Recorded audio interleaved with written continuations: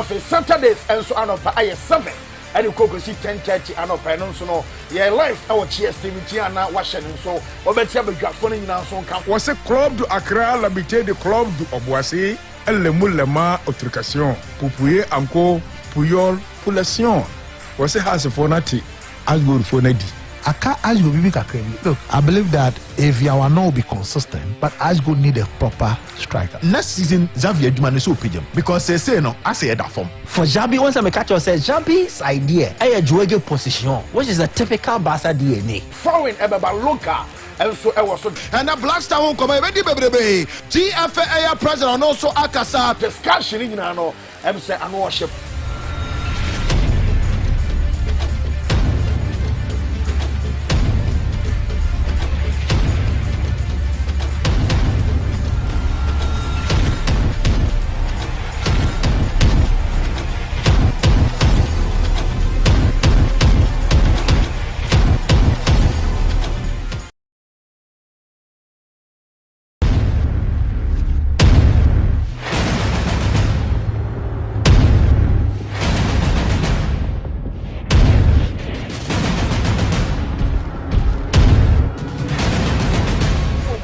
Jumedi Ayetia Fanasa Sports Center, Juana de Kosi Fiada, about 12:30, Edukosi 3:30.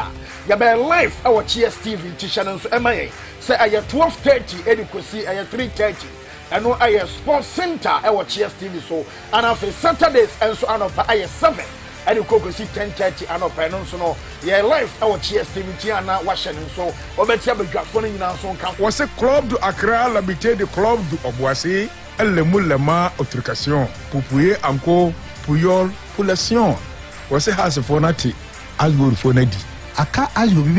Look, I believe that Eviawan will be consistent, but Ashgo need a proper striker. Next season, Xavier Dumani is opinion because they say no, I say that form. For Jambi, once I catch you, say Jambi's idea, a dual position, which is a typical Barca DNA. Foreign Ebeba Luka. Center. Hey, Jumedian idea. Thursday edition and then and something no ya bobo no aya kama yade ebre aya asantuma and aya enya ezikra and something idea but no dia no say can we say show aya live our Facebook aya Silver FM 98.3 Silver aya FM 98.3 who comment in Fabra like page you know has also aya dan efa amaye she has many times about my channel Shana Sono and no actually answer so appear a wire sounds so and Twitter. What would do message Abano? Saudi hashtag Sports Center no. What are the social answer there to me FMI? What are the social me part of message no? Have a PM hour so near King can come answer there to me at the mall. Sounds so and TikTok a Silver 98.3 FM TikTok. Aya Silver 98.3 Aya FM. I also be part of share your name and no ya di egu like na esanso a share and yamano aya esanso afa amaye who share the maya me part of bedu achire ama wiase afa na ba bibia no obibia enya aya show ne be and so there at me a share and skeleton time ya the news be aba news na no den ano sanso ahye entitam chuku ensam ne no ya bone beda ya boabo ano a na awia yesa ensam na pete na eya asantema Ghana man ma won sama ekoso ewo ago ekansemo ya tinkonya so be sorry a 3:30 ana me pacho Sports Center Jumede no ebeba eya awia ya wa odi radio bia ato ano asena sonko ene ede ema so no so nkwa wutia enye ye mamadi asa obefra unia na wakacha se Sports Center Jumede no asha se awaya Silver 98.3 Jibesha somna senior than some P and so to the manum, Mamma Fasida, more dim pine from Nessa, one Asoyasana, and never I trust the Median and sweat to the bro. Now, Alaska Star Enterprise say, Minka Fancha Ghana Nibia says, oh, original wallpapers, and after blanket is Papa, when I catch an sober, now also Timba Jimmy Bianso to me account at the mouth, now Pacho a crapina at your family on it, and it's Papanina and the colors and after design signal, who banners on sweat to a babaji, the other course, hotel, restaurant, or sorry, banking was afei I adeɛ sɛ wɔfiafia wo nyinaa no ɛhɔ ane adeɛ sɛ nso kɔ akɔgye na biribia nso tɛ kama ɛde ama or the 3D epoxy chemicals and afei design stepi nso atumi de aba or the nice quality and nice quality green grass carpet ne bi nso atumi de aba nti bra ne ba bɛgye pe na biribia nyɛ kama ɛmfa mu Alaska say meka fancho sa sentiment mo ane adeɛ sɛ butukuma say me pat adim ɔne nasa boss from energy hwani mu a wɔbɛn Prudential Bank no ɛno akyi adeɛ sɛ nkran adeɛ sɛ ɔsɛkla yɛne sɛ mo no nso di hwani mu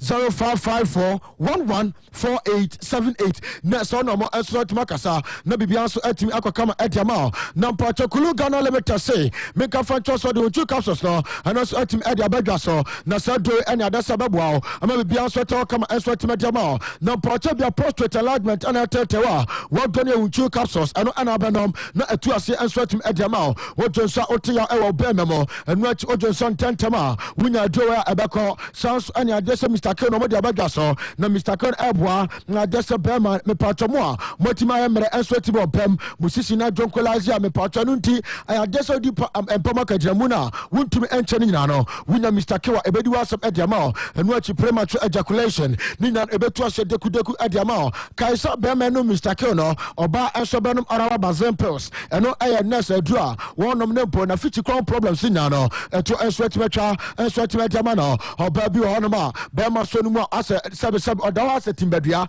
mepatwa natenka no nyinaa te kɔ na mpatwa wonya arawa bazen pills bi no anonom a watenka no bɛba wobɛfili sɛ nipa ma bia nso ɛtɛ ɔkama ɛnso atumi de ama nnuro yɛ mobɔɔ so yi any side effect bia baabi ɛtɔndoɔ Ghana bia wokɔ a wo nsa nso ɛbɛtumi aka bi 0244275429 0206 271016 na sọ nọmọ ẹnso atimi akasa na mpakyɛ yɛ kɔbɔ ase ana afɛ yɛ ne DSP Martin Asenso ɛnso di nkɔmɔ owuram ɛnso atimi ɔbɔ ase a wɔno ɛne adeɛ sɛ apolisifoɔ a ne ɛsɛ mo ɔbɔ ase ɔdɔɔma no ɛnum ane ebi sɛ ɔpanyin sɛ papa yɛnya ne nteɛ sɛ wɔtɔ krataa kɛseɛ ɛde akɔ akɔma Ghana Football Association sɛ kɔtɔkɔ ne Ice Gold game ɔmbɛbɔ ɛwɔ Lenkere Sports Stadium no akɔmu ntu hyɛ da na reason ne sɛn. This one could be people here anybody you are against Alu. Now, part two, you know, supporters are well, but say, now, yet for peace, sport and activity. I also the Manchester United, and the bottom of the by now, it's not you, the more Mama will be all ground to swap. Now, much my hair, but not a one way. If it was a passage, no, sir, the John Gata is the permission. I will take your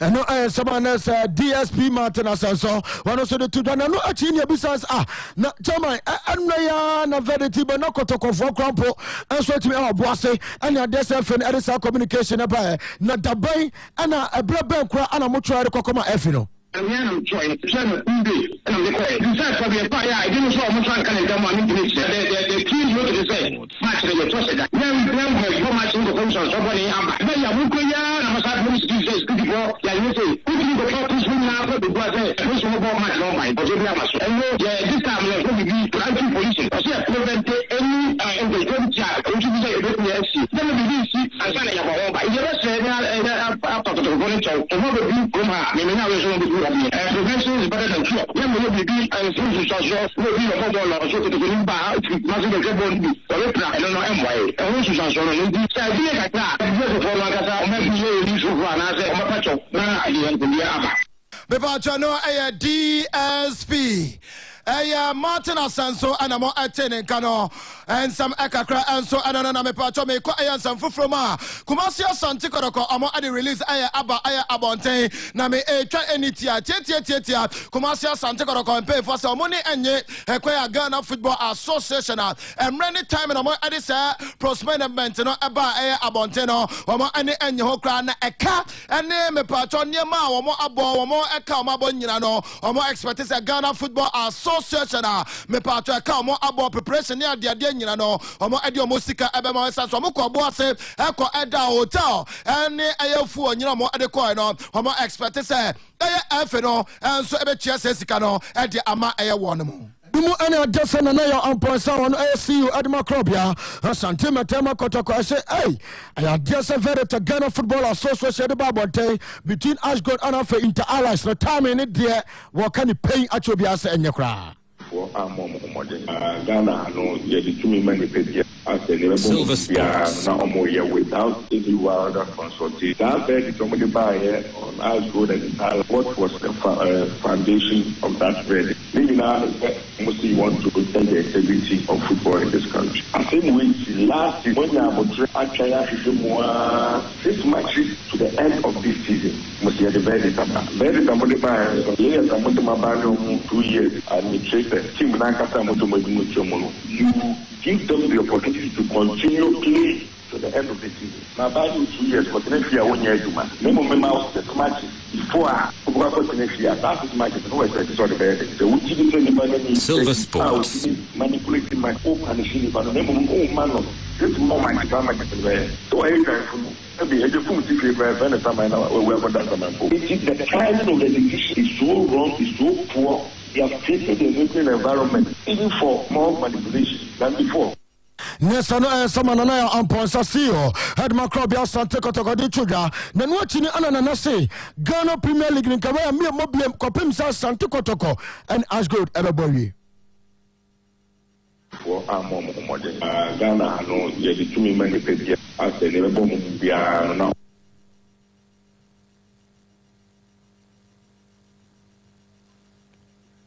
Protocol, here by goodness, the real people from Chelsea, the real people from Chelsea, they go away at Wasson training. The dear man, and now postponing this particular match. The whole people from Chelsea, they go 2 away now.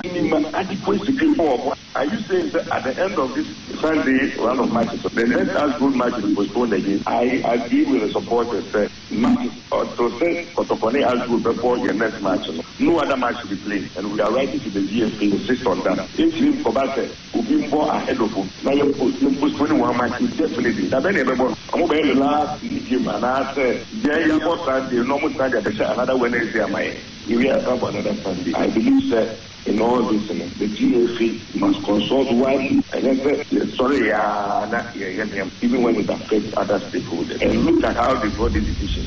The timing of it, they have rather compromised the remaining matches.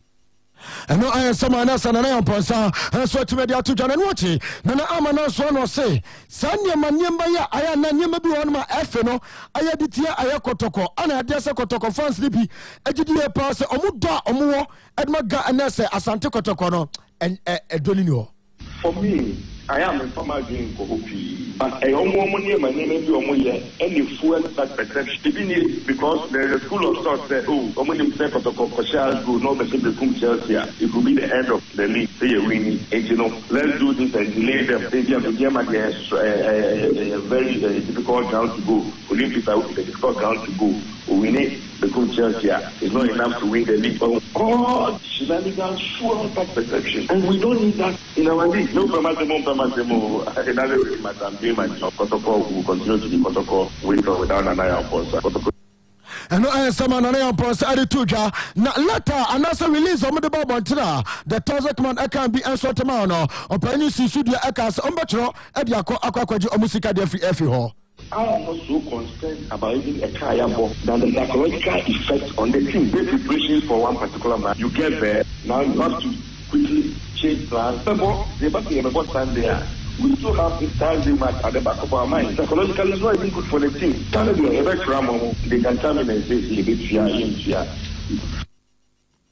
Mebacha no aye na na ponsa ne nsam kakra no nso ede eto dwa enso anano mami House of Folk akache House of Folk tim no nyankopon adoma ene edai omo anye etre no omo breaki aye mrante ne sem mrante no omo entre fe no mo ni omo I am no more minimum answer so Ediane, Namamira House of Folk, so and so Biwa, Name Patos of Folk players, no, me a Rambo a papa, and so at a fireria, me Pato players to Donano, and so a area, a so more at Doma, a place be Quackwa Bono, a da and no, near Momo a Sabono, Mutubi Bono, na a summer a who a papa, Name Paton Rantano, almost a catcher gun of phone, you say, a Bromone a Dream FC, and so a boy, no, boy na say yare no omo enso de etumi ya omo say yare I say malaria asa wodo asa oshodo asa waposo enso de ya asa why mre ebi enso star be enti match na bra eno omo ani bibia ni Gold Stars e de aba abepem so no metumi aka esiso adua say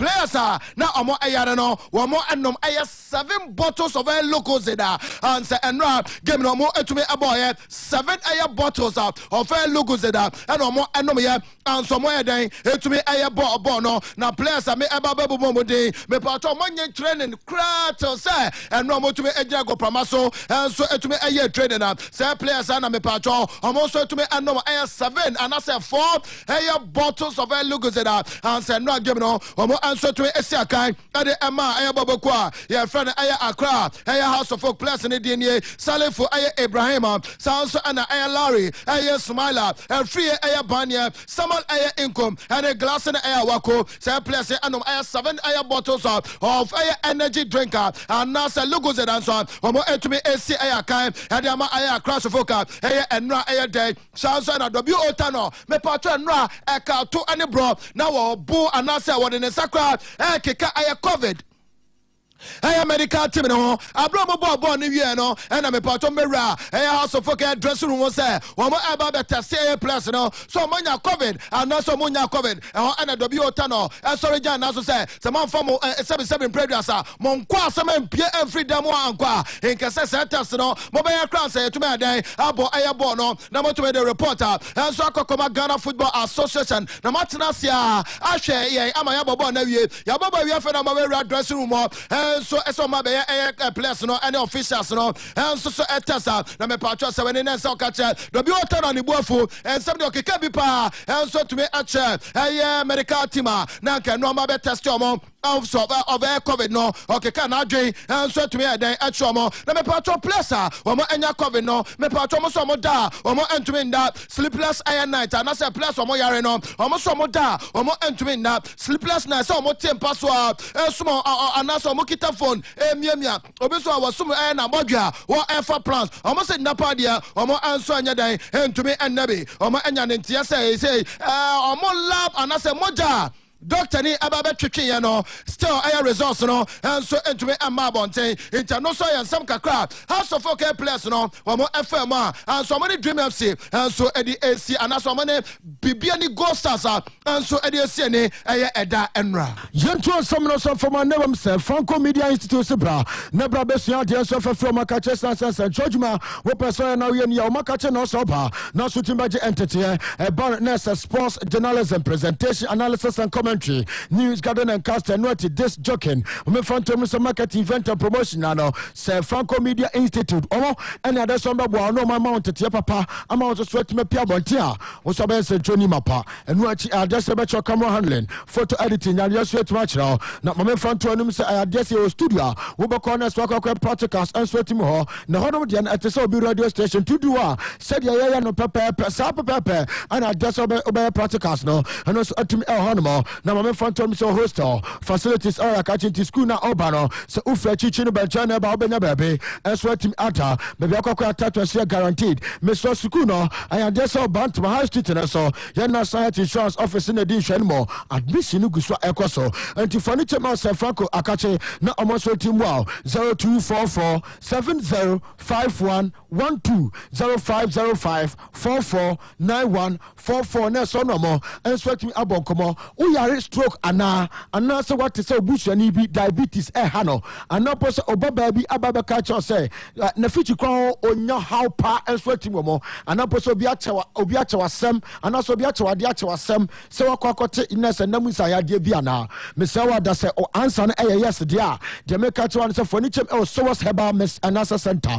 na omoso team so was herbal center wo mo ana betu abo na obi anso to come enso team dem na omoso menka afancho bi say bia I just a cocoa pa and atete so wonam ya anaposo ayo ya anaposo ya de bia atete bia from about so was herbal clinic na omonso team woman answer team barakase fufom kwana so na de so mabo omosesia omed quarters eso hwim amount from yem from omosesia it was 0243 282629 0246 287312 na so no makase na bom so no so uto makachia wo mu ya lab test ni nyina be eso to mosaya massage anafe no I get some more special words eso to the mamness emrante anafe mabawa omonso ebebo mo akachi me ba cho ye de ensem ni bi eba to as ba ma me enko aye Facebook na mo messages no me nkenkan kakra emfa anya den emamo abranti e friend Antonio Aya Valencia oso obatan aye more fire ono so ne dia wodi eba ye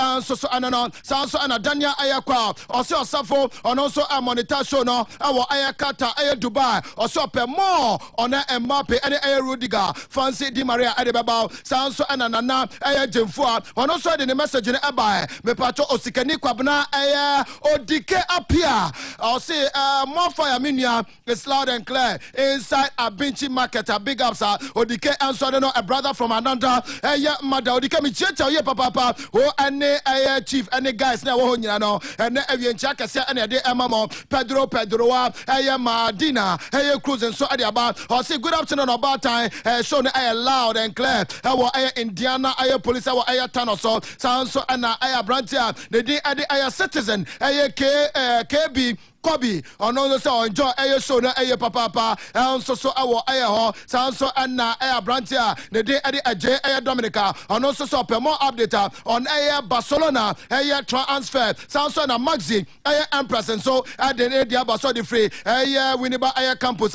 ono so enjoy aye show na aye papa Alaji Mama Salia Efreria aye banda ono so the dia base house of Kokoma kokwasa sa ema aye say Ghana Premier League no omo ayede antumi anye ono so e free aya wanchi na de eba Kofi Ajimai aya Blackman and so the free aya pick farmer and odi eba odi free aya Accra sanso na James aya Bawa be pato Palena drinking water aya factory ono onso so mo e chance o dead no na omo e fa heat na den also per more update on aya Real Madrid say Mbappe eba and now say Mbappe ema James Bawa so chance no o per update no onso so aya den ewo KK Kaswa and also at the Nediaba, and also the India. A political message and audible into me and Kenkai and the message and for Emano, my patcha branch Fano, Aya Bernard, Aya Sante, or no answer at the free, Aya Doha, and Odiaba on rule. Boss and so at the free air bossy and I'm a patron also to me adding a message in Abba. My mentor, dear Kakana, me patron, Laji Baba Shai, and I fancy a Di Maria, or more infant 70 and Twasso and Famamo, now say from the enterprise, a bun electrical, a home appliances, the whole Kumama, the whole Kumerica, the whole Ghana, or no and a tone, Papa Pano, our prize no, El Sansuede, a water from, and so at the Mobibia, it's a Ghana heading into electrical home appliances, now saying quite an Indiano. What so I kama say tabletop fridge say double door air fridge so television now here air condition popcorn air machine so here kettle rice air cooker iron blender standing fan air ceiling fan sound so and air home air theater me part of full panning machine well here washing machine no nobody say what anyone answer be there I study the best guys in the world and I compete against the best guys in the world and now I'm gonna beat the best guys in the world and that's just how I see it. I had posted a video on my Instagram and I was running real fast. Like I did about 25 yards in only like 3-4 seconds. And they were just like, wow. And they were like, we think you could set a record. And I was like, sure, if you want me to try it. Guinness World Records is there, everybody's there. Former Olympians, former world record holders are all there supporting me, hyping me up, getting me going. And then I just took off, man.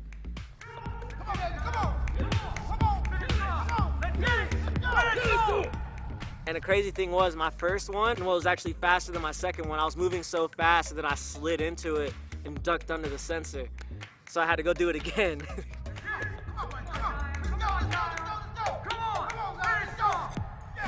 I was expecting, I was like, y'all don't understand. Like I'm gonna be under 5 seconds, maybe even under 4. And I called it. The first thing I said, the second I was done, I looked at all of them, I said, I told you. What I said? I said, I told you exactly what I was about to do, and I just did it. To be a Guinness World Record title holder, I'm #1. You know, there's nobody faster than me right now. I'm the fastest man on their hands in the world, but at the same time, it also means that my family's winning, my town's winning, and my support group's winning, because without them, I wouldn't be here doing this for you guys.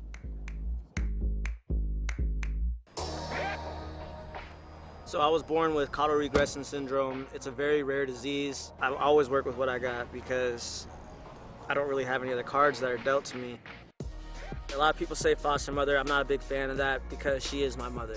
the foster care system reached out to my mom, said that we exhausted all our options, and that could you take in this boy. And then, man, about 7 months later, the conversation came up about me being adopted, and a week after that, I was just like, yeah, this is it. This is what I want. And 5 years later, and it's the best thing that's ever happened to me. I was just like, you know what, I'm not gonna be weak anymore. And then I just put in the work as much as I could every day. I was going to 2 or 3 wrestling practices a day for 7 days a week. Man, by the time my senior year of high school came around, I became one of the best guys in the state. And then soon after that, I became one of the best guys in the country. I'm really willing to put it all on the line to achieve my top goal of being the best wrestler, being the best track athlete. It's usually not the first choice for most people, given it's the world's most dangerous and oldest sport. And I just thought it looked fun. Everybody just accepted me in as one of them. They didn't look at me as I was different. They went hard against me just like I wanted them to.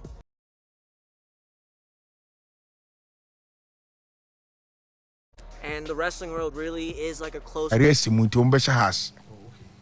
the people in the aba say, Sebi say, no, mu yemu tukura has yemu tumpa, o masha omo. That's what I say. Has no mu yemu tukura, o me the go face, and I say, go stars at home proper place. Abidjan Concord na report to sa. Say yemu tukura wa show. Wey aye la proca.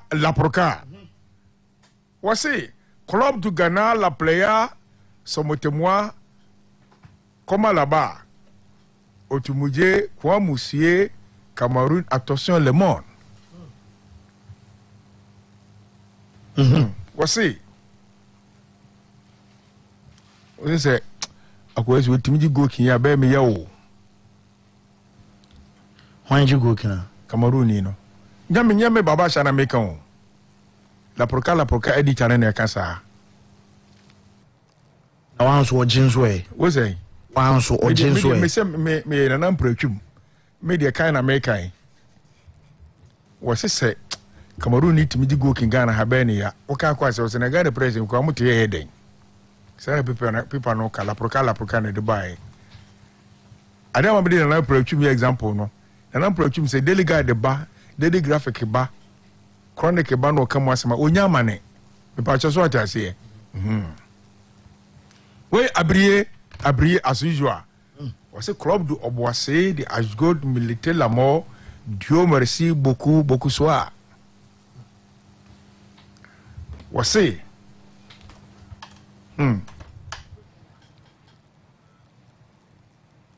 Wase man go kina wo pena nyama so. Man go kina ko esu nyano Oboissé ne no. Salampa masue. Enyama so etu match na sheda. Tinana dwene se okuno akobo be fo ogu so a onyinani. Se na pipa na deba. Wey eye tell-moi pâté non support wasi 11 wonders to de la tachimai te mettez-moi quoi mon vieux de club de Accra monsieur Boué Lama.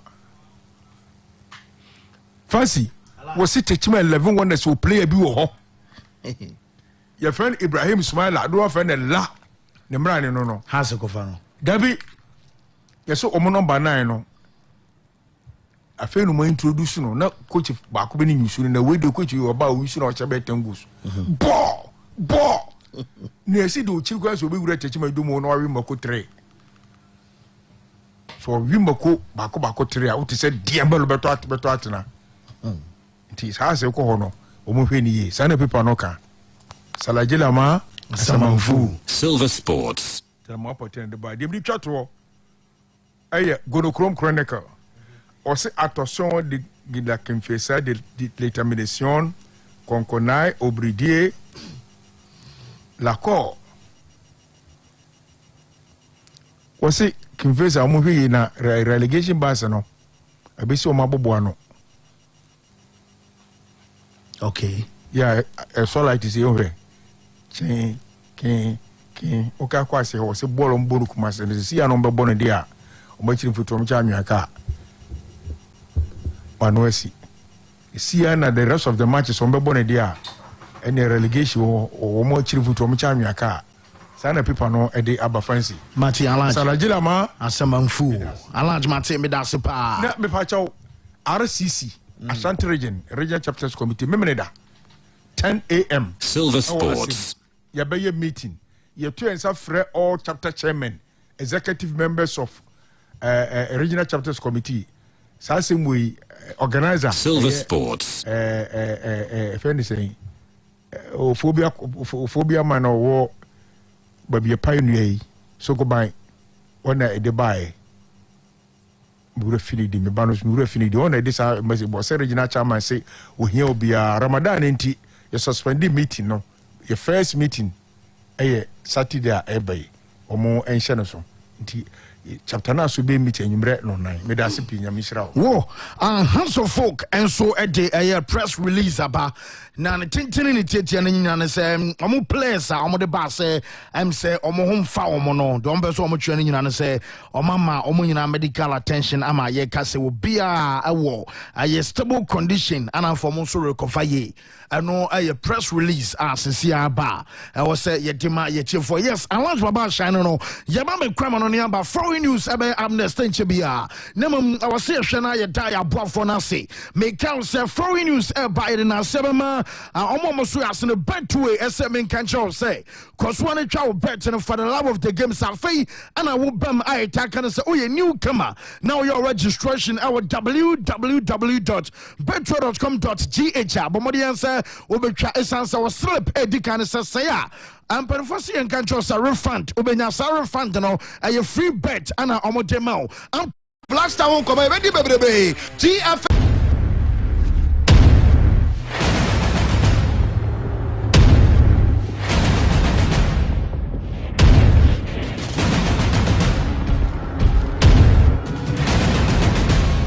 Yen Jumedi Ayetia Fanasa Sports Center, Jordan de Kosi Fiada, about 12:30, and Kosi 3:30.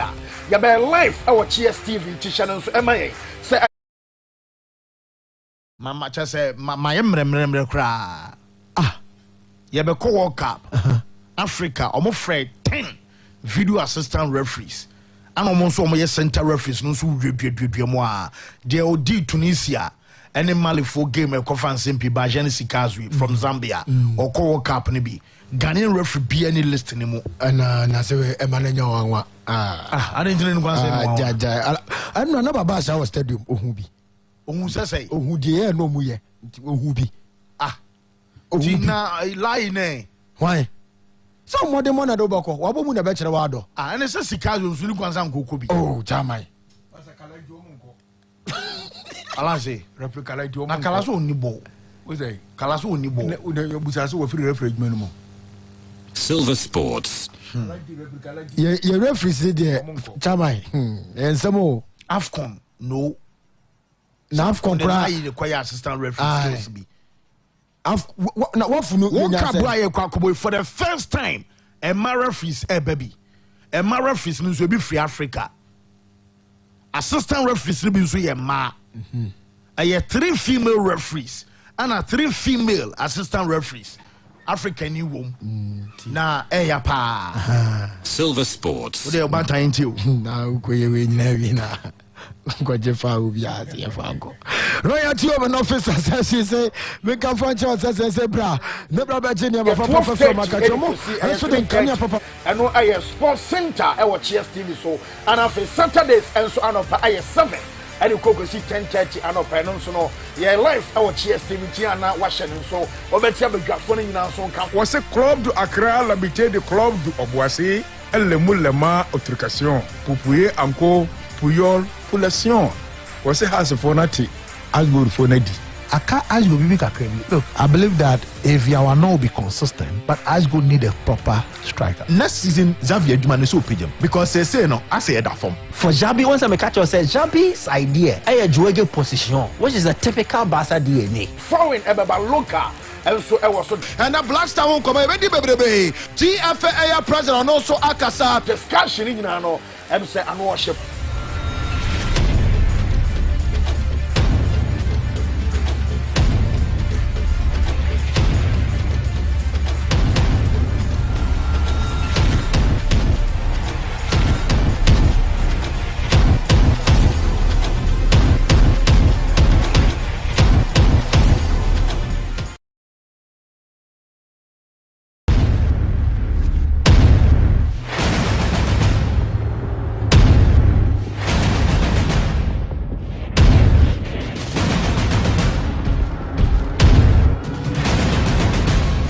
yɛn dwumadi ayɛ di afa ne sɛ sports center adwoa de kosi fiada about 12:30 ɛde kosi 3:30 a yɛbɛ live ɛwɔ Cheers TV ntihyɛ no nso ɛma yɛn sɛ ɛyɛ 12:30 ɛde kosi ɛyɛ 3:30 ɛno ɛyɛ sports center ɛwɔ Cheers TV so ana afei Saturdays ɛnso anɔpa ɛyɛ 7 ɛde kokosi 10:30 anɔpa ɛno nso no yɛ live ɛwɔ Cheers TV nti ana wahyɛ no nso wɔbɛtia badwafo no nyinaa nso nka wɔsɛ club du Accra l'habité de club du Obuasi Lemu Lema Autrication Pupuye Anko Puyol Pulation wɔsɛ hasefo na te asgol fo na di Aka Asgo Bibi Kakrebi. Look, I believe that if Yawana will be consistent, but Asgo need a proper striker. Next season, Xavier Jumane so opinion because they say no, I say that form. For Jabi, once I catch you say Jabi's idea, a Joege position, which is a typical Barca DNA. Foreign Ebeba Luka. And so I was so and the Black Star won't come baby baby. GFA president and also Akasa discussion in ano and say and worship.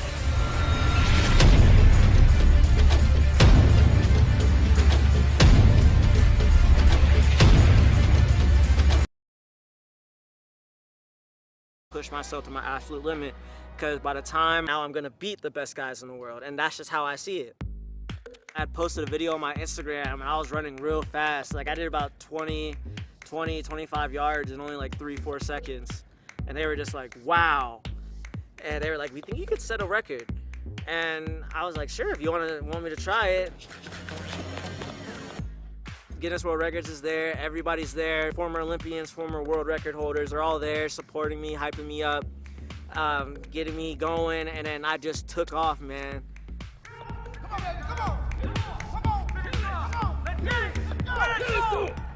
And the crazy thing was my first one was actually faster than my second one. I was moving so fast and then I slid into it and ducked under the sensor. So I had to go do it again.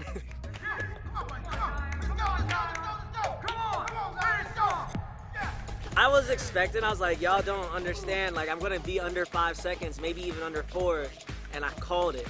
First thing I said, the second I was done, I looked at all of it, I said, I told you. What I said? I said, I told you exactly what I was about to do, and I just did it. To be a Guinness World Record title holder, I'm #1. You know, there's nobody faster than me right now. I'm the fastest man on their hands in the world, but at the same time, it also means that my family's winning, my town's winning, and my support group's winning, because without them, I wouldn't be here doing this for you guys.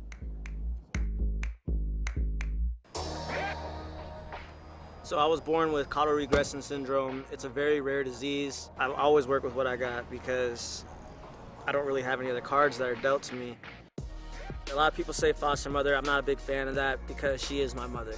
The foster care system reached out to my mom, said that we've exhausted all our options, and could you take in this boy? And then, man, about 7 months later, the conversation came up about me being adopted, and a week after that, I was just like, yeah, this is it, this is what I want.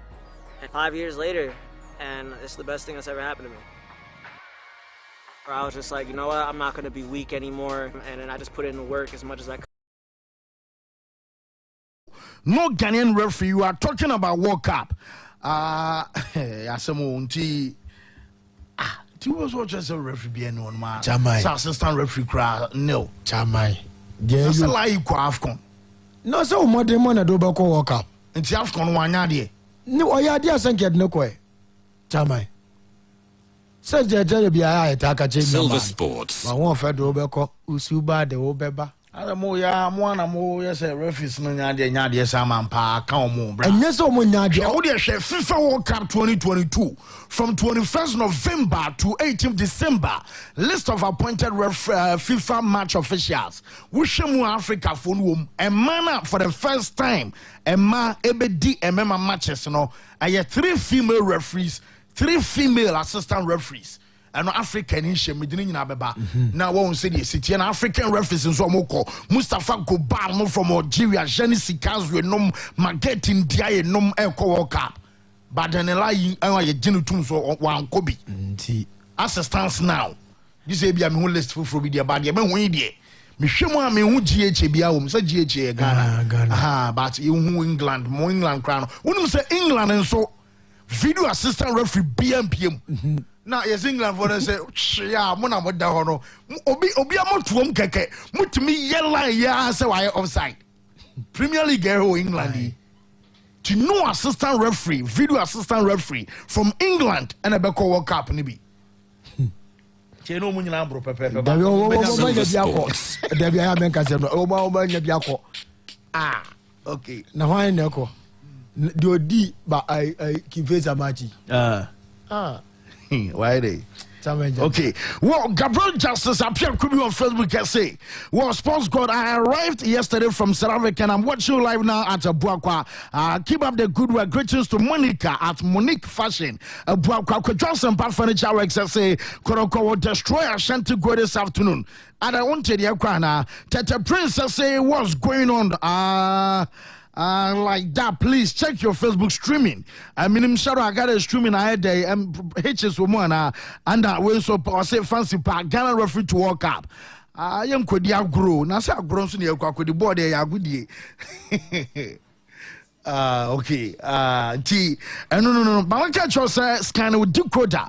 I was scanning with decoder and I was searching for TSTV. When you TSTV, I catch us all the train or so. Na NCBI, I have so a TSTV. I just say I was so training on seminal. You're update no about Manana and Jeff Grassam so much out to tea. When you cry and I'm saying try two. Our TSTV. Would you quite also say when I power TV so would you bet me at the Atusunino and also I was so obey to me I was I cheers TV I will do Corano Sudan for make I say Facebook I Silver 98.3 FM and if you come on your live on 798.3 number news and it said no Ghanaian referee and a World Cup 2022.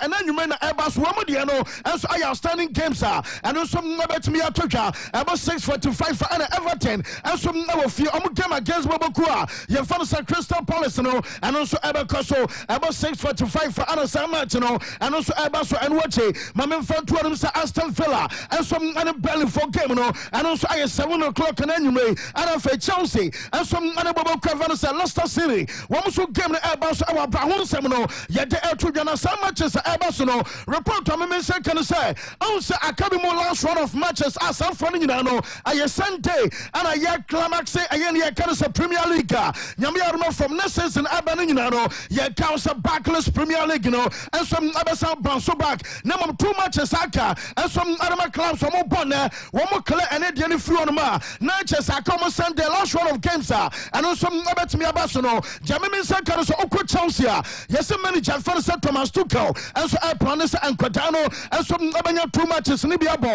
and Quadano Musia Kai and some other Chelsea Junior Timono report to Memesa Canasa, woman name Bakumi and Numiasa and Nabia, woman you also Abanya games Nibia Essensa, why you there Chelsea Wabokuno, one must qualify for Yamia Tuma, UEFA Champions League next season and also Abetimia Basso, where I enter Anachas and Ariano, yet the Emma yet for Mom, your season where you know I was a World Cup no Abacoso. nso ɛwɔ kuro yɛfa no sɛ kata stadium ahodoɔ ɛne kyɛ sɛ nneɛma ahodoɔ mbayi so no nyinaa no biribia nso ayɛ ready yɛka nsɛm pinakyerɛ sɛ sɛdeɛ wada nso ahyikyi awɔ kata no nti no ɛbɛduru hɔ na ebia ɛmu ɔhye kakra nti abɛbɛnya stadiums ahodoɔ anaasɛ wotumi ka no stadium a ɔbɔbɔ no air conditioning a kyɛ sɛ ayɛ biribia kamakama ɛbɛfa hom wogyina pitch no so bɔ no ɛbɛma kyɛ sɛ atmosphere nso ayɛ conducive fama ani ade wɔn de wɔn nyinaa nso agu akɔm no mom ɛna no pa wie yi ana ɔkɔ FIFA nso yɛ a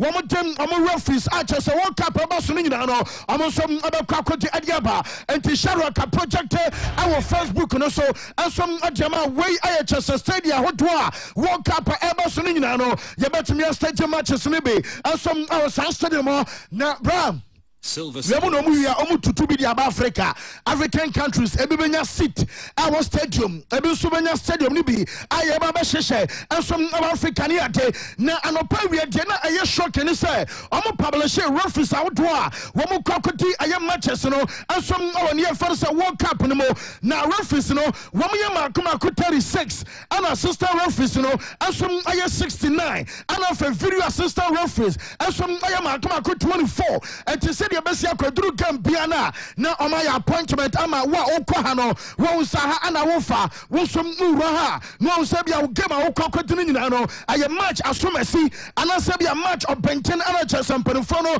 asom atema enti wabra World Cup eba so video assistant referees omaya makoma ko 24 assistant referees aye makoma ko 69 ana referees center referees no asom aye 36 they tell us 36 na mom dia mensa say we and ababa for the first time in the history of a World Cup aye member dear yababenya emma at a manum eba officiate and some hours World Cup no more and make us a report on in second and some other manner woman your chance out for the first time woman be the MMA matches our World Cup no more woman year center referees miensa and assistant referees and so I am miensa and two come in the bomber woman year 6 in total now center referees omo ma acha for the first time woman some no contest MMA World Cup no Stefano Frappa on the one Kobe Krana Sanka France minor Stefano Frappa onom aye France ni wayoba wo baby wo ba Rwanda haye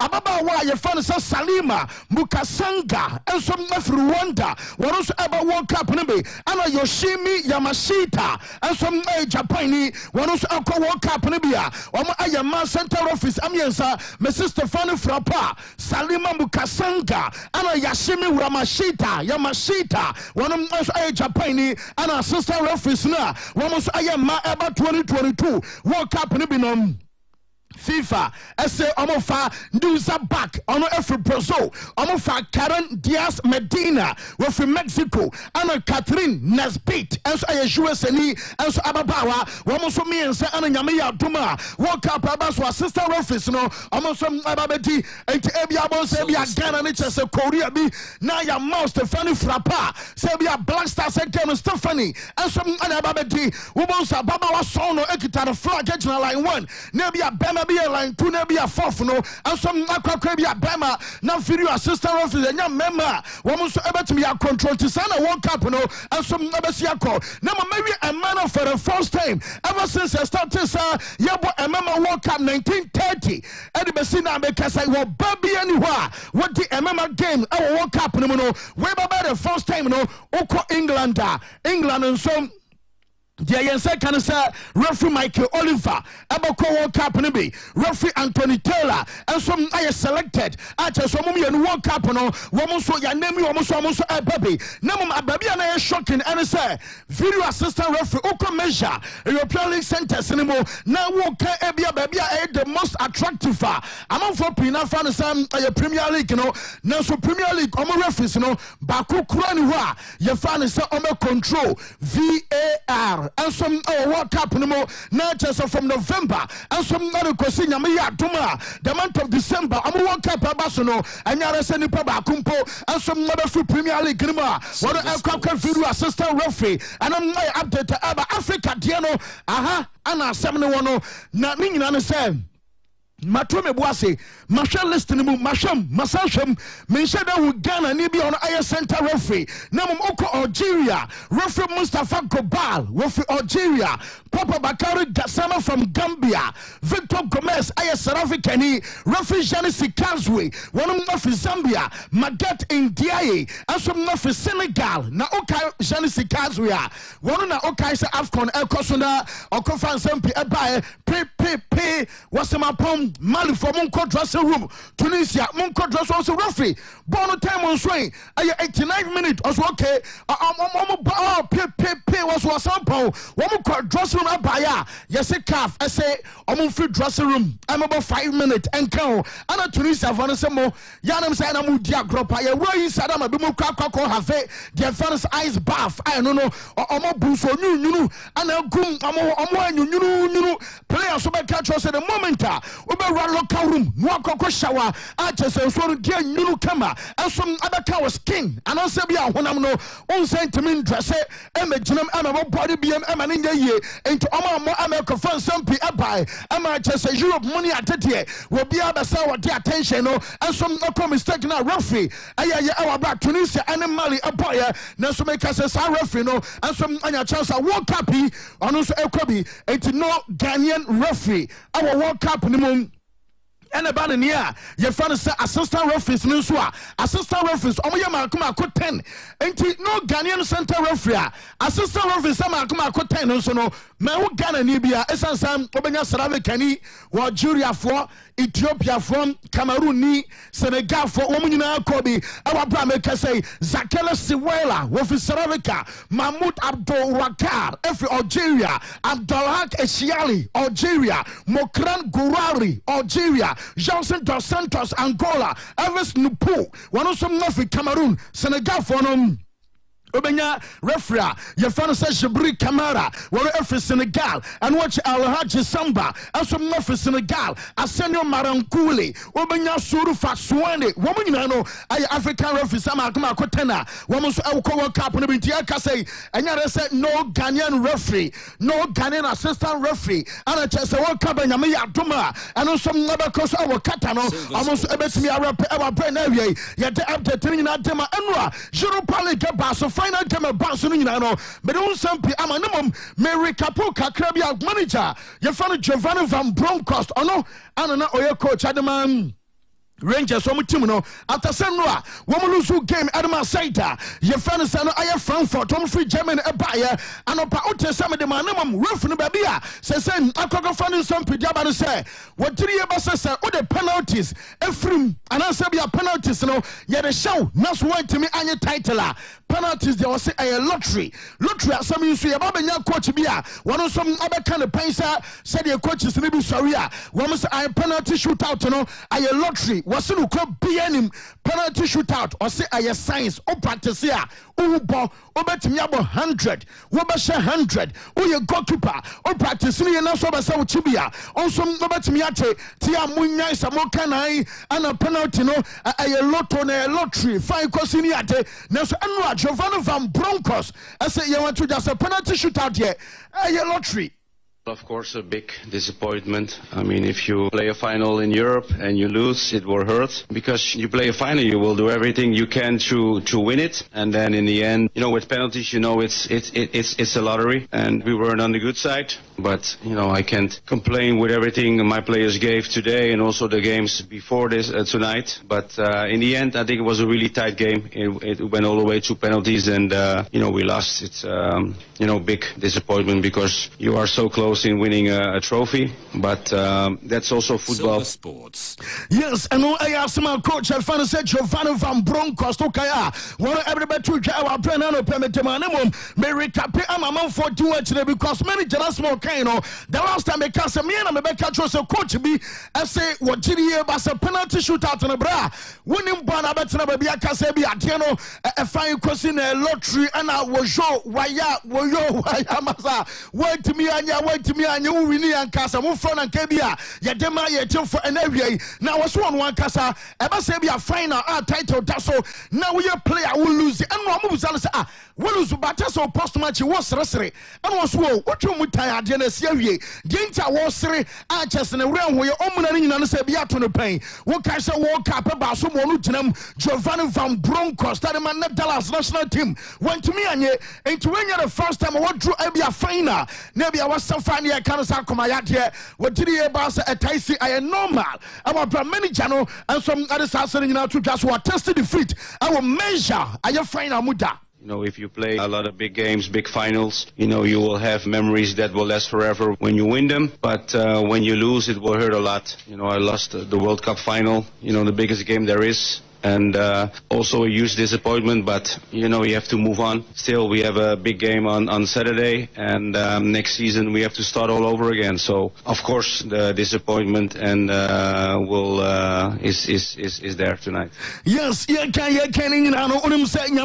this weekend, our Italy, and I have a almost season, and be on the team bang, and a badges kitten to our talent Serie A. And so, Adias Roman, and so, F5 where I have Federazione Italiano Joro Calcio na emphasis in person say AC Milan ewa we to Sassuolo Calcio wo mutemeje Inter Milan ewa fie wo so bo Sampdoria enso temeje mane ye report to me say kan say wa we from this game na amano no ye fan Daniel Doveri one na kwakodi game e baso ewa Chesama Pay Stadium I want Sassuolo Calcio enso the Milan for game na e baso video assistant referee e owura na ye fan say Aureliano one na be kwakosha aye video assistant referee so our bra Bobo Kwano say AC Milan our way woman is Sassuolo Calcio game no and also baso Inter Milan and some no Giuseppe Meazza San Siro ayade say Inter Sampdoria and so our San Siro referee Marco Tubello and a Kwakoti referee Massimiliano Irati and some I video assistant referee and I confirmation and Perifono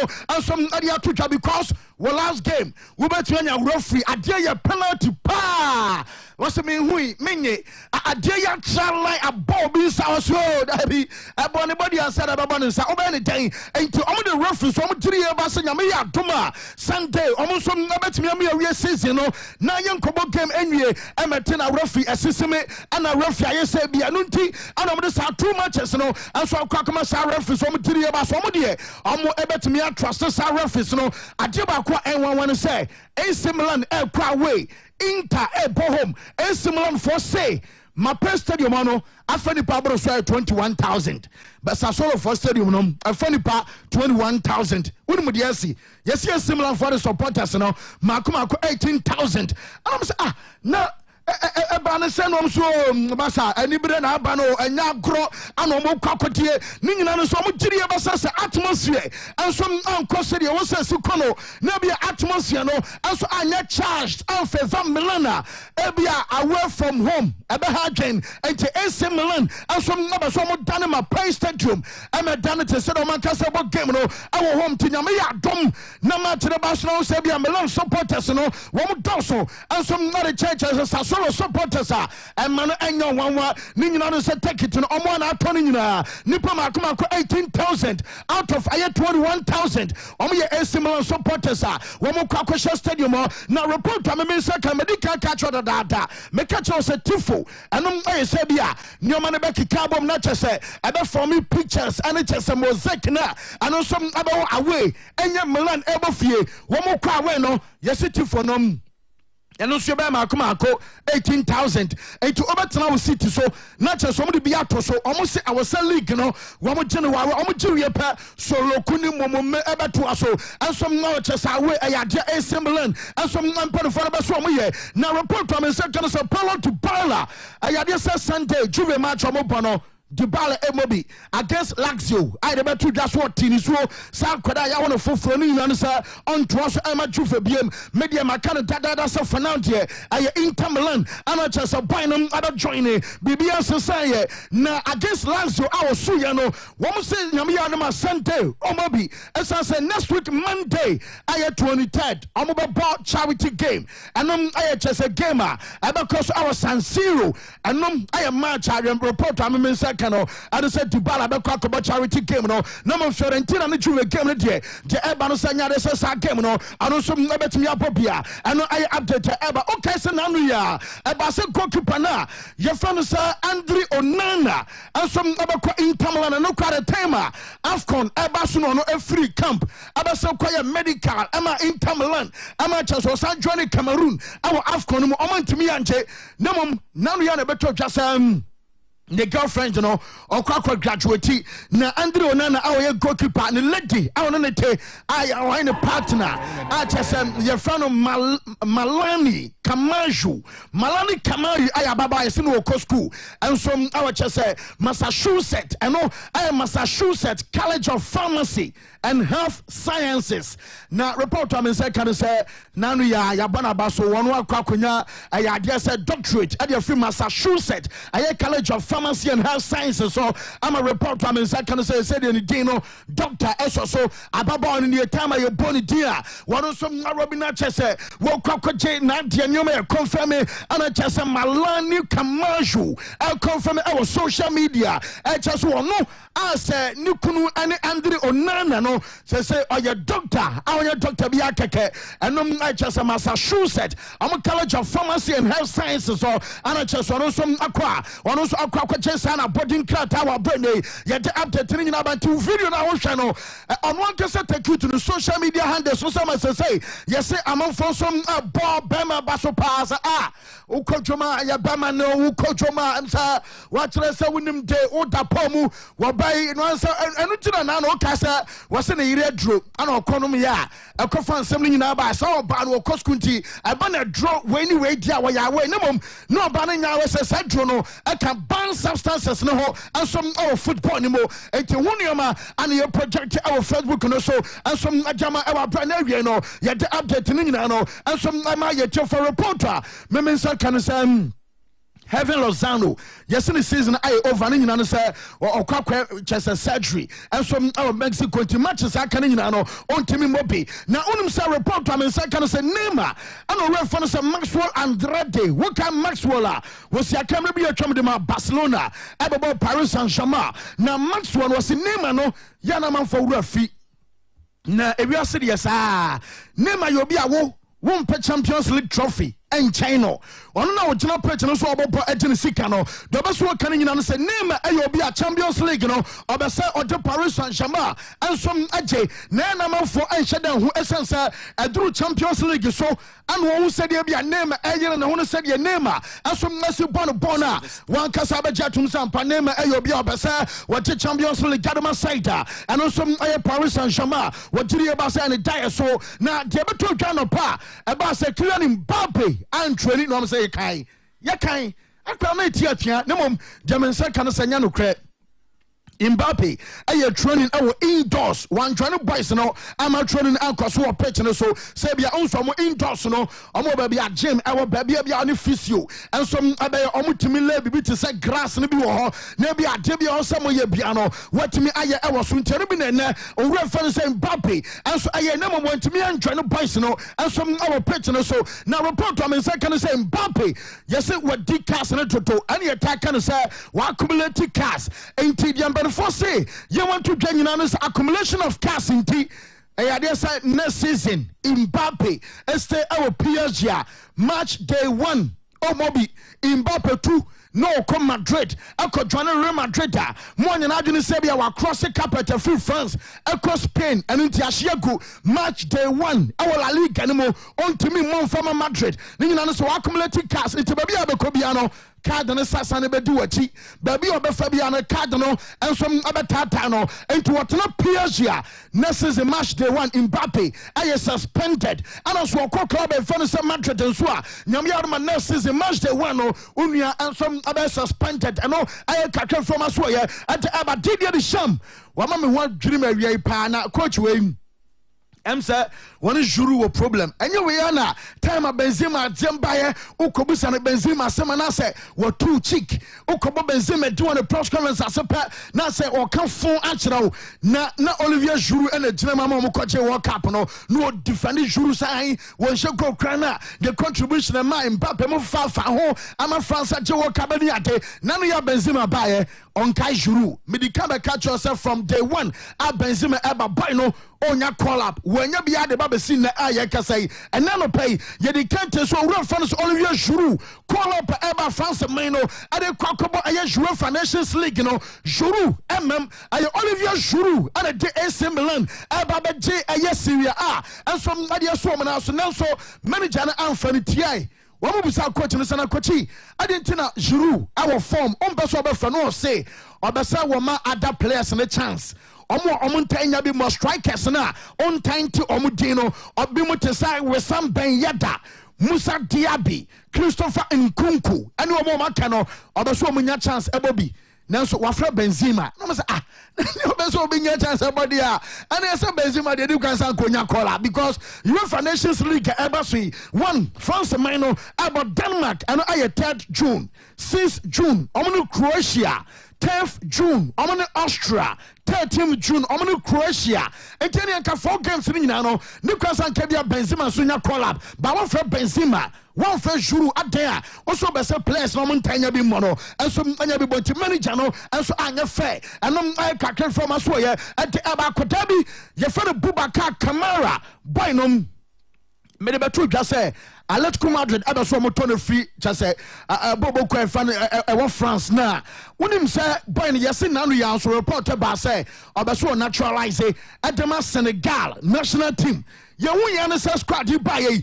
Boubacar Kamara jonom say enti yeni midfielder bi onim bobo chese Boubacar Kamara kwambia so afre no ana coach ne say yeni kamfa twdwama wo bia anche France for nyina ntie ne say wo se nye say bia boy no bibia nti no afre nemom boy no onim bo ne bo eno aye 1 ana fa 2 enso ene say ye want to just akoda na nkasa kra no wo se nye say bia hotel so be so naturalize ma Senegal nti ana ofra nemom wodiri e ba say on naturalize ana say on frɛ obi say bia enu nti ema ne nko oman bi so enkobo the ball namum aye moto ba akora ne ball nti no ana ma boy no so nya call up anum aye update free o ma so ye enso adeba Antoine Griezmann na wo ye photo shoot our Wanda Metropolitano odom New Jersey no e kire say nyame yarma next season play fan say Antoine Griezmann enso na be ko so the ball enso adema Atletico wa bre no enso aye update eba na arahosem ba ya say wo bia so kan wasam Shadrack Mame Openino wo ye former player Edmond Vitesse Einhem na owura no yefano Murad Lamabati na last week ana ba say wakɔ krechi and then ani who the reason tia am so owura no why nyame dia na 31 years former player Edmond Vitesse Einhem ti onyini yakra na ewa brofo no te say Michael Schumacher dia to na ene wakoko ma abesi ne yente hwi ebia no owura no je no so omukoko gina abotan so ana Jeremy say kan so botan na okogina so no wasim ohwiri na wafi sa cliff no so no wa dive onso omutimi ya bi wakogina so ten no wa dive no abeton suom ton na chese ya bojene so na former player Murad wantia sempa ade ba ko so awra ho no say wo huri ye no em say obebo tiny baby na em say the can share so na say enti obobo no so sabi ko distance of free so o Facebook no so you fortunate and what join here baby edi kan second red and some our bankum so no e ho na no gina dive here ana baby e wo ni fan so ya saka no so red no e ho na obebo ye born a deliverance so na chese no anu no wawu enti em say question so na say kwanse na later omukwa mu na chese why nyame dia I was saying, Nipa and Amneswa, and then yes, footage way. I on one casa, the wife, Obano and a video, 22 meters cliff dive, and I just Murad Lamabati, Equay, one of some I am a giant, oh, we every big so, a botine so, a beton's room. Nam say one dive in at just over Bob Beer.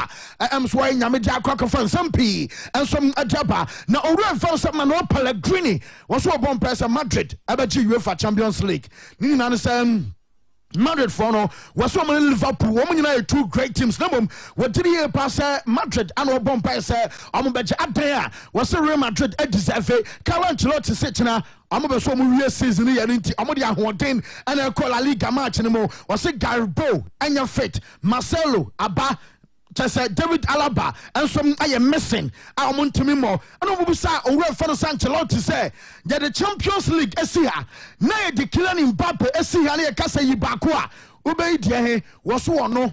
New players, the supporters, him say, focus, coach UEFA Champions League. So now for now, so be busa say Mbappe, all few, nearly so beka Mbappe asem, etimo bia me busa Mbappe asem, the obas watch, UEFA Champions League, and also on him almost some other starting game, the Adiama Saita, your fan said Real Madrid, and also I asked some manager, and some Nadia Tuka, some yet the MHF for so shabby, Liverpool at the FA Cup, Nanuya. And Liverpool are more difficult. I just say difficulties.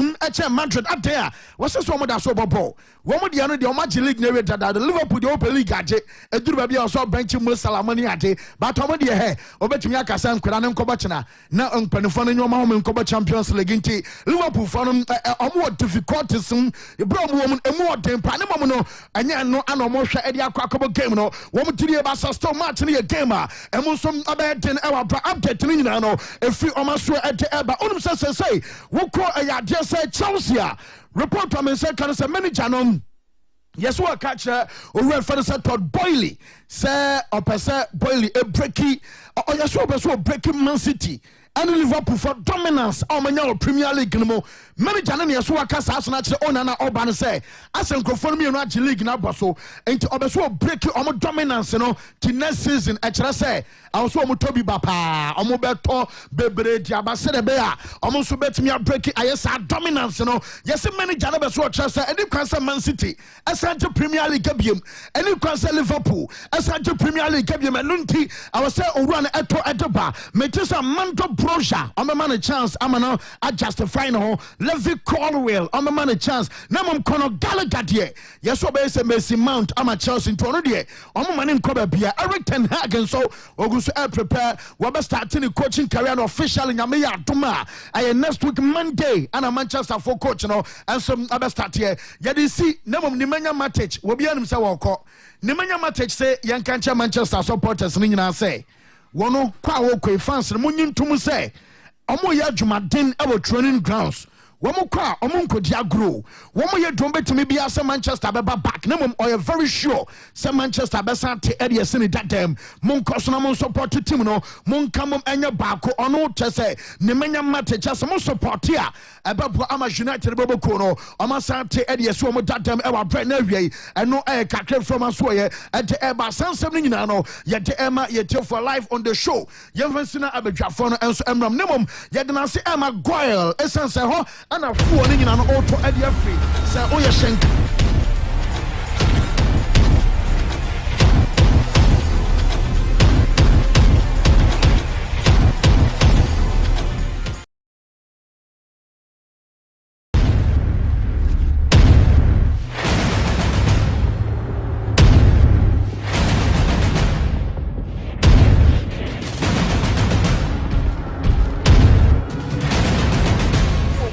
Jumedi Ayeti Alphanesa Sports Center, Jordan Nikosi Fiada, about 12:30, Edikosi 3:30.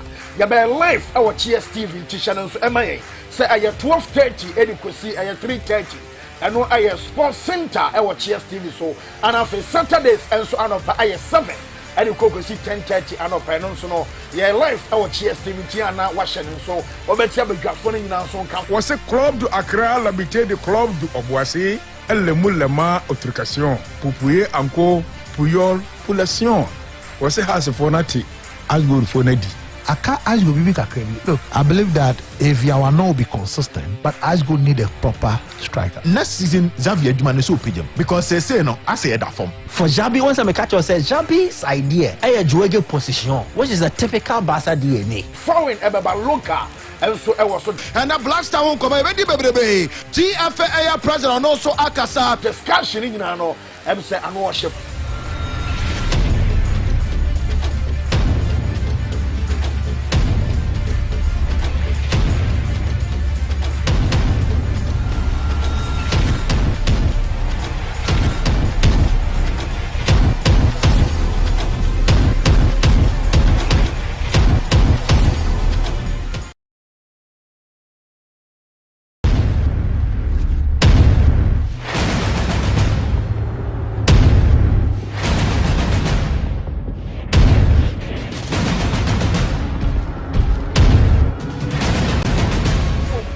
dwumadi ayɛ di alfa sa sports center dwara de kosi fiada about 12:30 e de kosi 3:30 a yɛbɛ live ɛwɔ Cheers TV ti channel so ɛma sɛ ayɛ 12:30 salad papa bi chow cream ɛma sauce ɛyɛ kama wo de fa duane ɛnso anya value for money ɛnɛ wo sika ɛdinti sika wo ni hwɛ wo sɛ wo de twa duane a wo bedie na mum onkotungu na enkofa asɛm bia man to kotoma na bow fast food na duane ni bitafo or scoreboard anymore ana chronom one barrier ne gyanum hwɛ so ame oben Ghana Commercial Bank no ayɛ 0249 0308 30 na just say when MB fast food and some and casa remodeled for no a FIFA mosque nom I say mo married the manager janu janu yam say wo ka di opebia na yamra be dwafo ne bases ya na afi yabana yaba be hwe yensem no so emu quick na Heaven Gate, just say good afternoon, Francis Di Maria.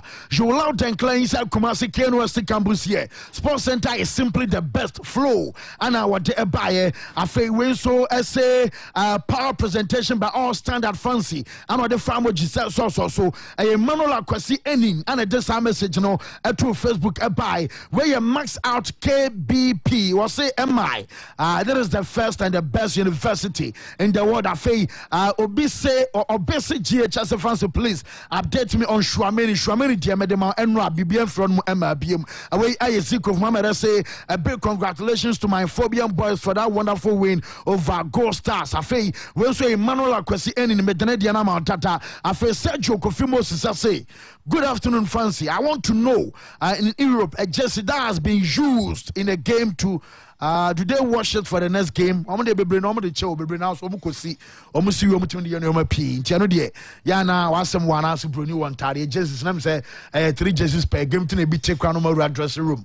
As I'm quite for Frabano, but a call could do dressing room at the Kitman. See, who see I don't just say no, not about the next game. Yes, I see here. What Kwame Jose.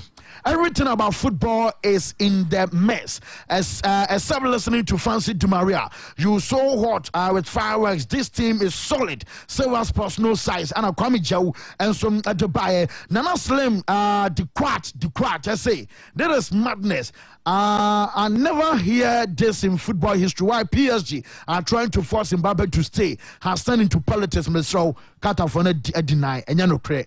I feel when you angel said Di Maria flow. Listening to you from St. Francis College of Education now ordain a message, you know, and some at the messages no sooner Yababa to us at the floor. Maxwell, say BBI okay. Yeah, BBI fine. Okay. Yentiwe. Yeah, fancy. Yenshasi say Mamincha Silver Mr. and Mrs. Franklin Osei-Bonsu. Oko Beto and Nash Laundry Services are. Omune Eyomodi as a CEO in here. Ewa Brepo Junction hay omutie show on live. And Mr. and Mrs. Franklin Osei-Bonsu or Beto and Nash Laundry Services.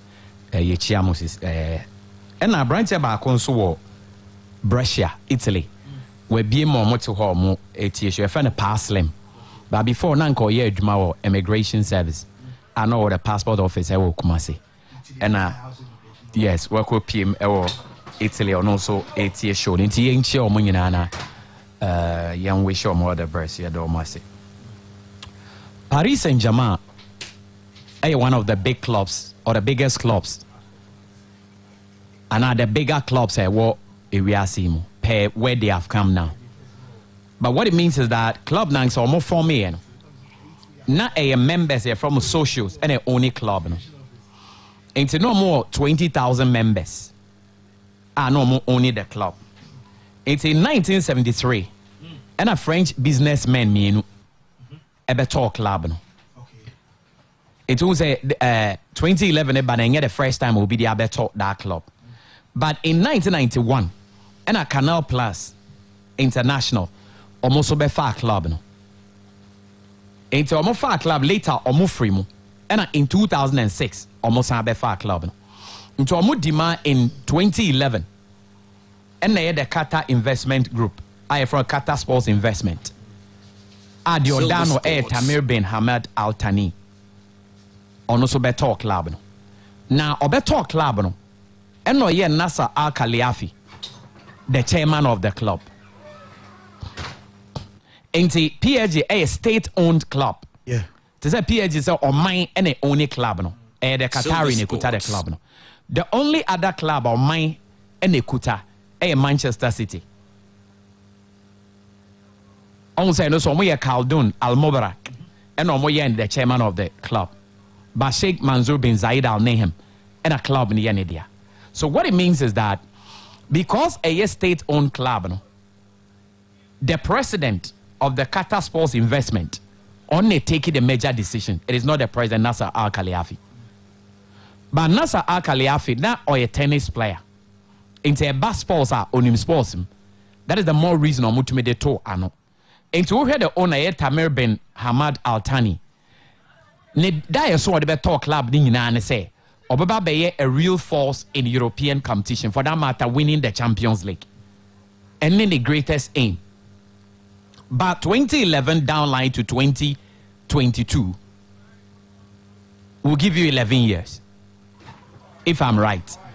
Into the past 10 years now, 2021, about 11th year, no. The past decade, almost to me, 10 years, that dream into me, muscle. Into the second decade, 10 more years, and the year started from this season on. But over the first decade now, almost final 10 years, no, they were in the final. Almost first 10 years, no, almost to make a final. And na AMFA. In the first decade, no, 10 years in the court. And the call another 10 years. Okay. And no more started this season. Now, they no more year in their first decade. In the first decade, almost spending 1.3 billion euros transfers alone. Fancy, and they are great players are more back through the ranks. Yeah. But amongst them, Zlatan Ibrahimovic. Close to 156 goals a month. Also Ibrahimovic at his age 40, no. Or the AC Milan age.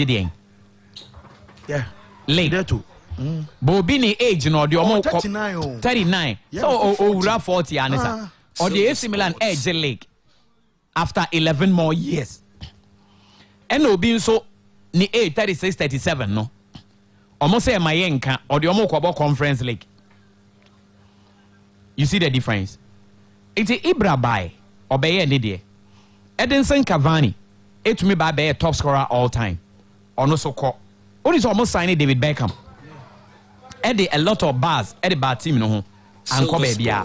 Now, Angel Di Maria, also from Manchester United or Floppy, you know. Yeah. Also call or no acquire Nidia. Now, one player may pen us and power, one midfielder Blaise Matuidi. Also so Abe Nidia. Now, Thiago Silva. Etna hot body or be boy na mfa o move about Chelsea or ya akokrano. The Champions League really came true.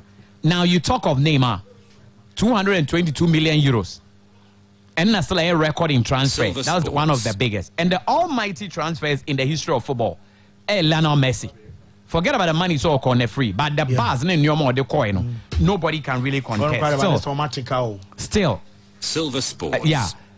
Still, I don't know my number 13 poor fat to my 10 on by Nanka baby and common name. Oh, this is an CSG ever percentage. They are part of Debbie a wrong. Obed a wrong. Say, me no years man me percentage. Me a part owner. Say, enya medianka once the Kramensanka. Because enya kana with them.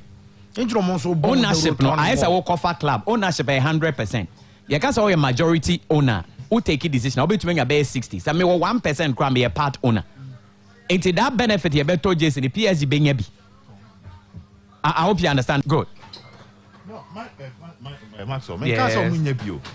the whole idea is to me the JC is taken. It's not entirely true.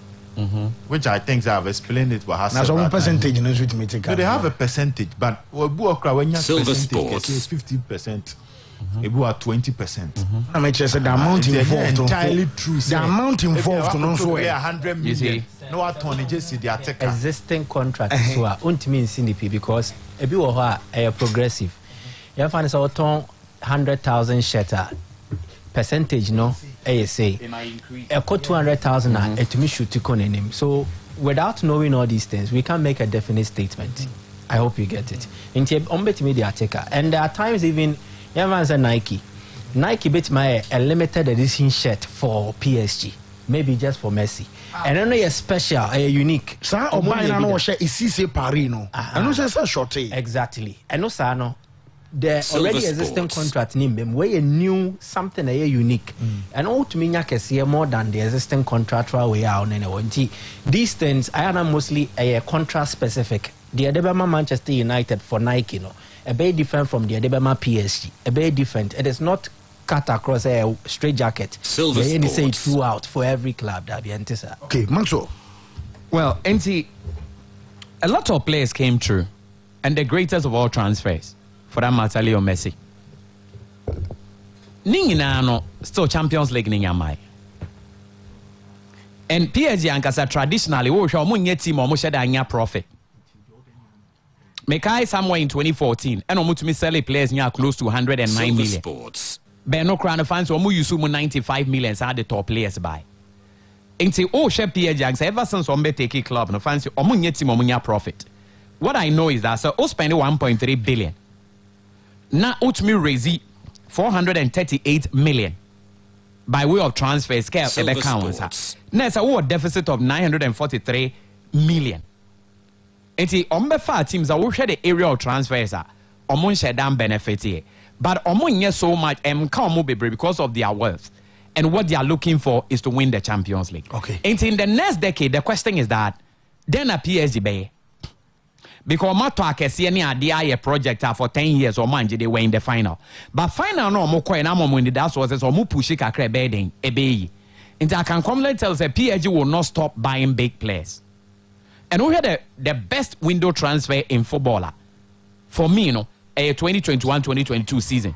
Because of the players I'm going to buy. Nuno Mendes to me buy.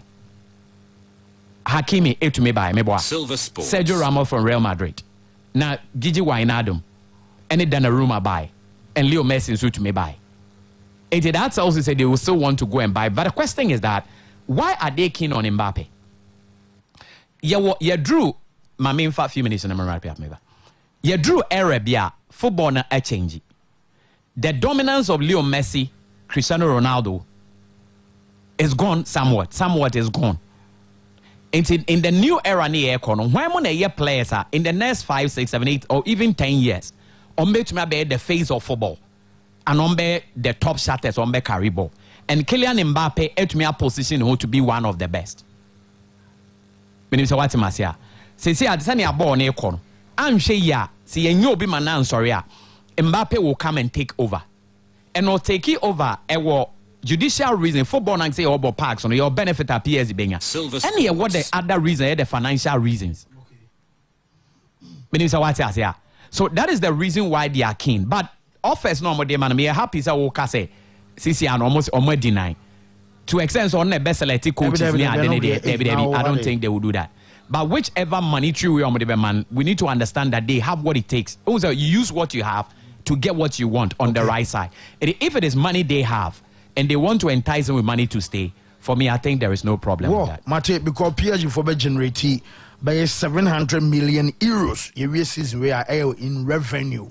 Messing Kwan by an amount 11 new sponsorship partners. And I just so many Canadian say, Omati Krama Abros. Yes, Mike, my member away. Fancy, member PSG issue so on. But once an hour story be said. Female referees be World Cup 6, 3 main referees, 3 assistant referees. No Ghanaian referee. Yeah, and Shemwa, when I said some command, then I know the behind the scenes. Shemwa, Stephanie Frappart from Europe and UEFA. Omuna referees of first, make referees of first that has almost set it pace and almost set it trend be baby omu free deba. And for Stephanie Frappart, the first ever female referee obedi a Champions League game. Remember there. The first female referee OD Elegant game France, Sophie France. A first female referee of OD UEFA Super Cup. That was in 2019. And what distinguishing in Germany, you will Bibiana Steinhaus and money idea. But moment me rise and Drew level, I promote Stephanie Frappart in Drew. And it is to make a statement. UEFA air projecting it your deba. In Africa, Salima Mukansanga, and also from Rwanda, the first female referee were the AFCON. And from the African terrain, on also. Then there is Asia. Asia, no. this Japanese Yoshimi Yamashita from Japan. And also first female referee OD a game Asia for normal Champions League mu. And to be a female referee what breaking a trend on the continent. So yes, 15 years now. Exactly. Now Qatar ne hosti World Cup no. Qatar ni image in terms of women rights. And shade nisru bebresa ewo kronim any human rights activists bebre. They have issues with how a Qatar foresee handle a ma or more right. Okay. And even just less than 2 years ago, and away your bar, we are adults who Qatar, would make a driving license, a bro beyond sanction. First, no, ebia your bar driving license. It was all papa tro, and as a guardian a tro, and as a wukunu or tro. And it's on non tro, say away your bar or Qatar, yeah, my license, my own ventrica. Nancy and necessary. There are several human women right issues. Qatar was here, especially. Me pese me tu kwan me oba wo Qatar na me pese me tu kwan ko America ekotu ya madisu aso a e wo so obi sign no gitum se metimi akọ aisa OSS na waje yes ya Tanzania we pie. That is how women in Qatar to some extent omoya restricted. And the statement they want to make they say Qatar is ready to embrace change or hosti World Cup no omunim said definitely yebenya women right activists be ombe sorry yebenya agent of feminism Omo championing women empowerment be almost already World Cup no. So let's make the statement. They are political. Yeah, the Mamians, Baku free Africa, Baku free Europe, Baku free Asia. They are to promote that the world is embracing the change. I should say. Emma Eba Bedi Mbema World Cup, which is the biggest ever football competition FIFA organizing. So that is the statement of the Atua Bonte. And most of these refereeing decisions near appointments, fancy are highly political. Okay. And that is how come a bedroom baby no. But a groundbreaking. The first time you who bibi say koso, but it's also to communicate a message to the world. Before these people move to do something, it is backed by one, either the decision will bring them commercial benefit, either a best score or more political point, and I say both or boom. And that is what Qatar has done. A simple word. Now to PSG, and you see, Mbappe is caught in a web. The politics of Mbappe or Ko Anasa or Tina. The ambition of a club and a country versus the sporting ambitions of a young boy who wants to be great. Make ambitions of the club and the country are any. Current France, our president Emmanuel Macron. So we now be same say also boy in Watina and yeah, good. Silver On any party near Feno Parti Les Républiques En Marche. Nancy and almost denying a Renaissance party. Now this Renaissance party no, omo party ideology, beka party ideology. I say be a MPP for or mujidi say ne was say ye fasu bumai. MPP NDC for the way saying yes ye fasu bumai. The party ideologies of Emmanuel Macron party no no. And they say they are going beyond traditional political boundaries. And to say ye party A, na party A no emba endia die wo mu a sana ye na de ne tie. Ana yes ye party B no yes you believe say it was said the political elite omonkwa no mu rule. Emmanuel Macron de no they are breaking that boundaries no. Into ne de no why say they are embracing all. And so almost share NDC, ebia NDC, the amumudi buma ye no, no mafa papa ne wom. MPP, the amudi buma ye ni afa papa wom. So Emmanuel Macron, they no embrace all valid or truthful political ideologies. Or can you now boom? France e muache. You were the leftist and then you were the right wing. You were more mujitum say, yema a secular way from Bra. We don't believe in religion. We don't believe in anything. Ye na bako. And you want mujidi say, oh, yani a gaulless. Yani believe say yani a brofona white na anti mu amon kaya hono. Yan said then you motochinesa. Silver Sports. Macron wants to stand for all to some extent. So he embraces. Now Emmanuel Macron will need Mbappe to front a certain angle, political angle. Ni na say. Yakwatu abana say ya. Yes, you told Mbappe for what? So Mbappe is going to become a hugely influential figure, not just in sport, but across France, even in politics. So it is to show us something. That boy know what the potential of becoming the next big thing, the face of a project in France, not just PSG. And it's a Mbappe, it's not PSG. Now what body am I body am France national team politically Eboa Macron motimi and nyoma e was so ye. Uye no free moi. Macron kro ya on that France mining him. Qatar and France was several bilateral trade relationships. Even recently, bare 3 years ago, almost signed a $14 billion agreement. $14 billion agreement just for transportation and then defense. Into the Qatar and say, yo, you may be a fence at Dassault Aviation. Dassault Aviation, no more a French company. One more year jet fighters. They say they don't talk about plane near the end. Good. Now, sir, jet fighters, no, that's what aviation there. Qatar for net Jessica, I think it should be around $8 billion. So, pay jet fighters, no, already a matter 12. Where the other screen is no. Yeah. A matter bako 12. Better another 36. Okaboma 48. Now, sir, jet fighters here, Tombako, the one to crown, and they bought $193 million. The cost of pound about $400 million. It is on top 48. What if I multiply $200 million? Saying, Sikane ba France mining. You bet you hot tax. You better France for Juma. That is the investment Qatar is making in France. There's another French company. A friend says Suez. Ya more contract. Kasi a part Sebian Zoom Lion or Ghana. Near se Kole Lagoon. Zoom Lion je contract we Kokoti Kole Lagoon in ma insurance. Waji sika before $200 million the asheni kukum. Ya boa an indigenous company into Suez and so your contract from Qatar. Then Airbus near more ye plane anyway. Good. Airbus so Qatar for this or produce a year 50 narrow body jet. Body jet have been at that screen so no more year 50. Or more 30 the account. And only estimated to cost around $1.8 billion.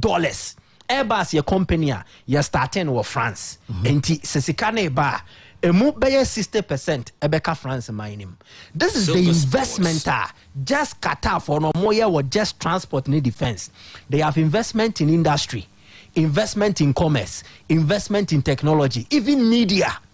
Or more investment particularly with the French legal sponsorship, TV rights in the idea. Enti Macron in him say Qatar for na be boy mine bebre. So one way to show support and say they need Mbappe to front their sporting project. They need Mbappe to do everything they want to do because one, World Cup Obaso Qatar in November. Mbappe ebo PSG. Qatar for the biggest project in Europe, sport, Paris Saint-Germain.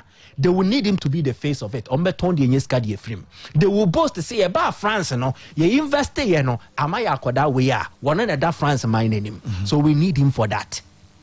So they need him. We defending champion. Yes, certainly. It's no more outrageous promises near the end, because Mbappe leaving alone. Politically, they will lose something. Commercially, they will lose something, and then overall, they will lose it all. Currently, in the PSG team. Say who saw France in you or be any who value as Mbappe in the next 5 years. So they will need him to be present, and that is the project. But fancy it coincides with boy knows when he's wading. The sporting ambitions of Mbappe say Messi Ronaldo eka bye the cherry asia. He wants to be the next to take over. The obet na kunjakesi ene so. No we who say PSG hono wono embo masada yeso no emmem. Your clubs mienua womutumi sihine. Baako ye Barcelona, baako ye Real Madrid. Madrid na chene se wombra na omo akonwa na eda ho obetna akonwa ne so. The boy wants to satisfy his personal ambition, which is sporting. And at the end of the day, I think that the sporting ambition of Kylian Mbappe will win over the ambition of a nation, a project, and then a president. And that is how I see things going. Mate, me da say, Michael, Obed, say bibi I find it. Fancy we na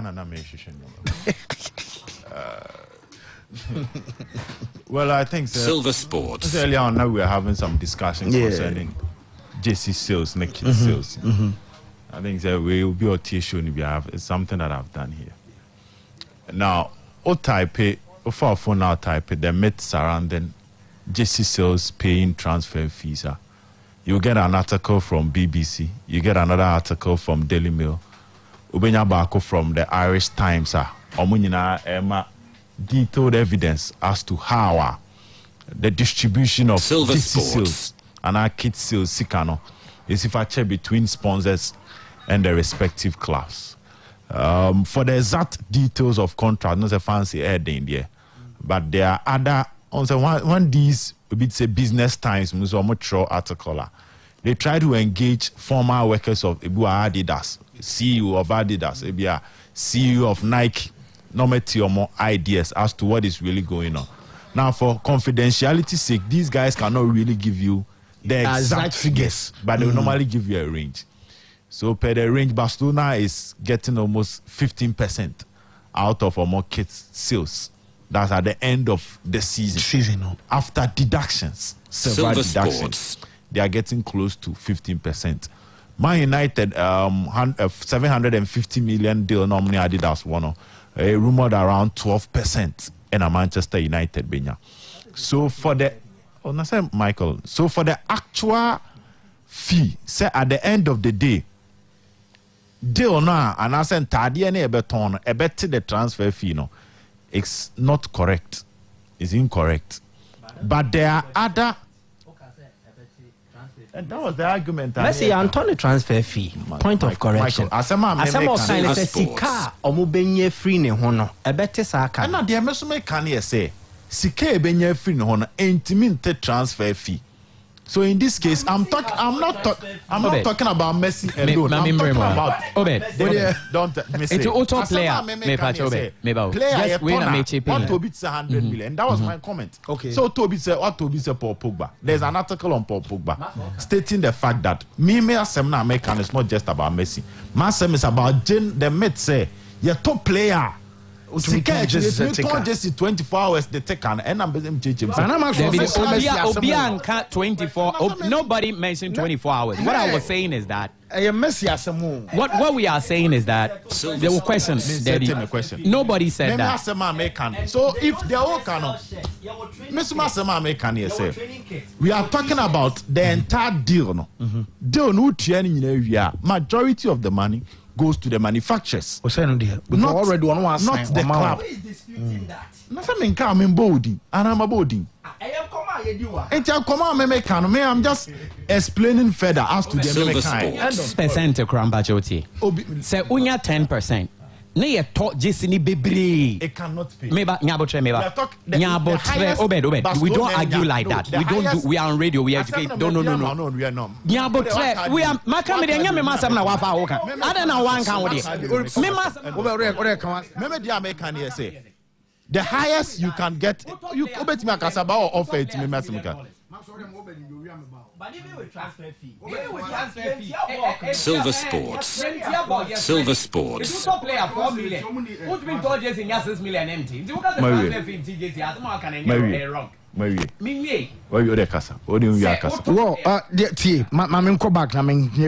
Quick. Paris Saint-Germain are set to end the season with 700 million euros guaranteed in revenue, a club record. Leo Messi's arrival have undoubtedly had an impact with the club gaining 11 new sponsorship partners. That is, Leo Messi's impact has also been seen in terms of shirt sales. 1 million shares have been sold, with 60% having Messi's name on the back. Overall, the club reached last year's merchandising total of 41 million euros in just half a season this term. Sana esi etie. The commercial value of a player at the end of the season. Silver Sports. Ronaldo. You are not just looking at the sales of a shirt. Rather, there are other major companies who come on board to sponsor the club. But say Jesse Nankasa Tono. So first of all, let's establish it. So I could talk that Grealish for 100 million. Now within the first 3 months, Ebian ni jerseys no and dingu chain what talk about 90,000 krana. Majority of that money will not come to you, but there are other benefits of signing Jack Grealish or other benefits of signing Cristiano Ronaldo, such as new sponsors coming on board. And Kaboma ebeka the commercial value player now ko fa ne ba en e dia break club no but say Jesse ne nko aton no and no fente transfer fee no. That is the point I am trying to make. Michael, in someone can say dia and your mama come here. But you started by saying and for the purposes of radio, that is the premise of your work. You didn't say that.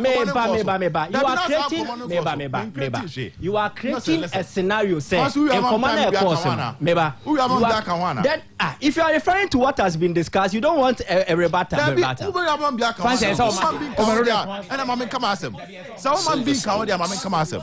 Meme dia me pese me kire ne yese. Fine. Silver Sports. So where is the transfer? If you went on a free. Asema me can na Michael Maxwell time. So what I'll do is that me ba the me can ma ba betumu nchene. End of story. So ba no be count here. Meme dia me pese me put on board and put on record is that transfer fees na ya de piano because it's out there. A discussion set I cost.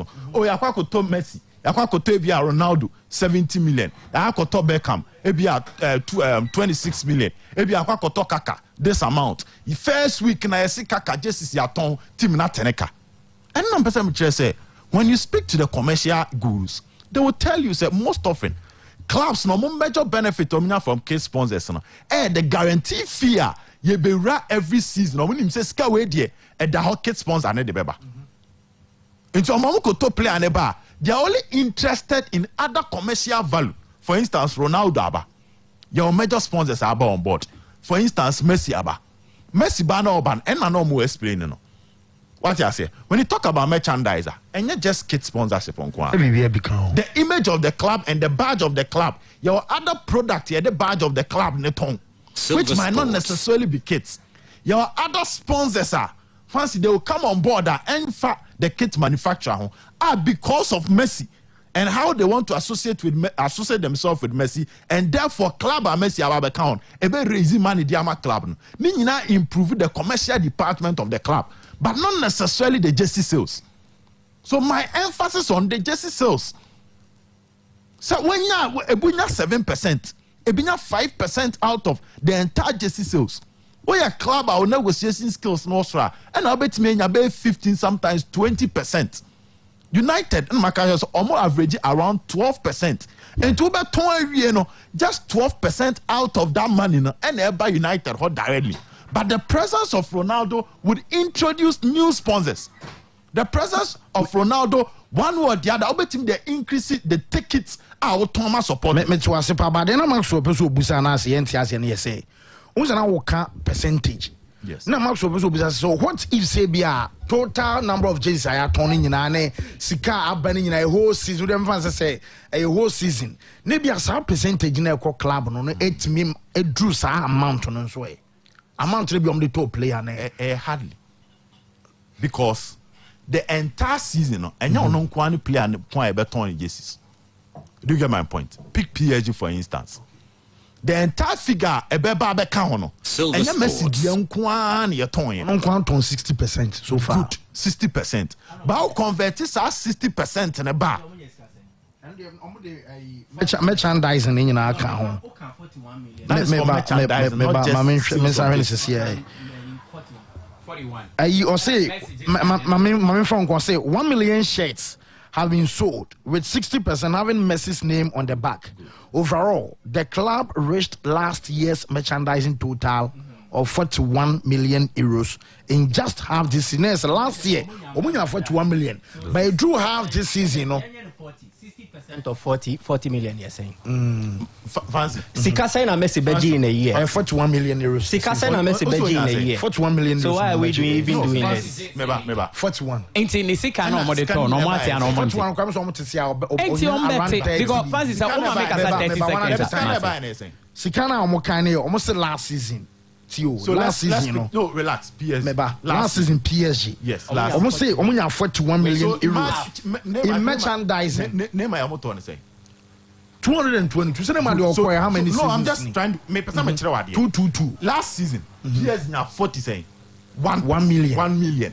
And your money now, not just in Kwao.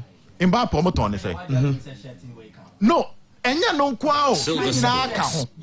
In addition, merchandising ye ka set ka ho ada image right training kits ne meba. And I remember say me say justice no. So mama mi wi ana. Oba wi Maxo mi wi you come in. Me na mbesa me say Silver Sports. Omuni mamu distract no. Oba kan wasem. Fancy. You go school so BFN Venn diagram. Silver Sports. Merchandising is big than Jesse Sales. It's a merchandising you know 41. Therefore, breaking it down, Jesse Sales might be less than that figure. Club African and no ton challenge now. Yes. Fans what they make merchandising as soon change Jesse Sales. So merchandising you know 41 million. That means Jesse Sales will be less than that. Established. The entire PSG last season with the 41 million. 41. What I say? 41. Now, who the Jesse Sales number meaning it can be less. We have Jesse Sales of 30 million. Imba promoter say. Name promoter say. So me dia me person me chene say transfer fee na da ho say transfer fee ebia 120 million. Ebia 70 million no. Eya den crowd for these clubs say you be boss season na wie no. Sika omo benya from Jesse Sales na bi crowd be do that figure. Silver Sports. Yeah, they told that player. And PSG dey a clear example. So when you 41 million, now PSG top player 80 million. And that is 41 million is for the entire club. 80 player and cannot even attribute to even 20 million. That is Silver what I'm trying to Sports. say. Jesse's transfer fee for 1 season. No, maybe it's a question. Michael. You are maybe Timothy. Spreading. You said Michael, this is a question Abaha several times to say. Oh, the top player. You told me and Sikano. Yeah, the attorney justice ate. But this time around, club will be now 41 out Silver of merchandise. You are speaking for a season, and I'm saying transfer fee. There will be a amortization. Momo benin USA we Saturday with me ayeno. Oberinti Bramna ehwene rap man. Michael. Your fellas Atletico Madrid for Silver Sports. Ronaldo United 4-2 say. Grealish Man City 4-2 say. Paul Pogba Man United 4-2 say. 81 million. What you say? The entire season be able no. Now United sika wenya for merchandise they be okra na be 70 million. We are talking about transfer fee. It's that simple. Silver Sports. Fix the code transfer fee, not the amount they've spent. Where the me one person bet here. At the down call for 3 minutes say. So we talk that one is different. That one is different. This is about the transfer fee. What I say? Forget about the spreading aspect. The idea on the street, I done it probably. Fans, me just what we be that. Me sure some more mumfoni town on Facebook and all these things. They've had these Silver comments Sports. before. So, oh, you told Ronaldo, it be 100 million. Juventus told Ronaldo 100 million. On my Tony, just number 7 now, within bear 1 month, automatic canary. And I'm saying, me church, me say. So what is our transfer fee 100 million? Ebu a clubs na nkasan. You be bosses na wiye ni just is on beton wiye no. And I'm saying majority of the money, echo the manufacturers one. Ebi a the baba club one can be just 30 million. And so be a top play 100 million. Not just is so ton in a scale baba no be a 30 million. What it can? Okay. What my tell me that say? Yeni unit empany for enim komo. Opening na on here. Nyame adom bibia boko. Schools we say admission cost one. Admission, ye be new admission sir. Oh, okay. Admission ebia forms about outer koso kama. Oh, nice. When it me baby boy come because come the the past school I walk who soon they out me go first month or first 2 months. Yeah, you may try to be to your fees there. Exactly. Boy come kakra. Exactly. They all kind of make sense so. Say uko school na school a walk no. Ube wie school no. Se we nya ejuma na ya mfa we ejuma untimi nya hwea ese utimi dwen ho ye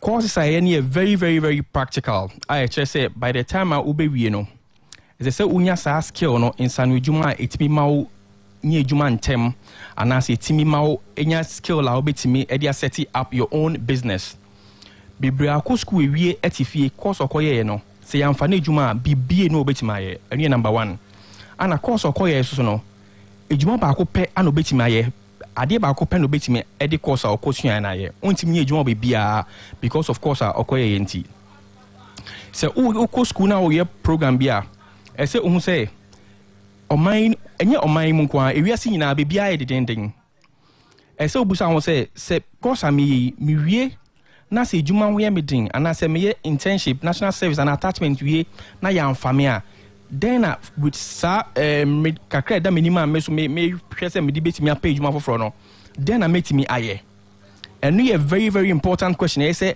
awofo biara busa no sɛ ɔba akɔ school a anaasɛ individual biara obi a ɔkɔ school biara no ebusa no sɛ deɛ mekɔ yɛ yi sɛ mewie a menya that skill na metimi de abɔ me bra ana course ayɛ ne yɛ mainly IT courses your course ahodo bebree your focus is mainly IT mpempi na ɛyɛ mbi mu ɛfa ne sɛ media program yɛnyɛ media school yɛnyɛ media courses biara so say journalism ana those courses yɛnyɛ bi course ayɛ no yɛyɛ networking and cyber security engineering network and cyber security no office biara your IT technician or office biara be room office industry biara say radio say banking say telecommunication say management say service provision omo IT technician omo no mo hwe omo networking omo internet omo connections any biara that's network and cyber security engineering the money any can say cyber security na eka ho no a bit ma leverage a bit ma ball bebree because most schools IT no yɛ networking nko but we no ubesua cyber security aka ho I am moral system system na wo set up no because hackers are don't see uhwe TV and so cyber crimes need those kind of things you know so it na sa course no ehun hia pa no your software engineering that software engineering no company bia use website obia mobile application obia use iframe from social media to their web page need other aspects obia use software so that's the importance of software engineering software engineering you get a skill to be able to build mobile applications websites software games a whole lot more. So you fire your phone here about *124# and it is programmed by software engineers. About 124# now credit ni ba software engineering for software engineer for NSA adiwe and software engineering. Your design technology, amazing, one of the best programs. Design technology, graphic design, that's the still graphics. Video editing. 3D animation and computer animation. Photography. Camera techniques.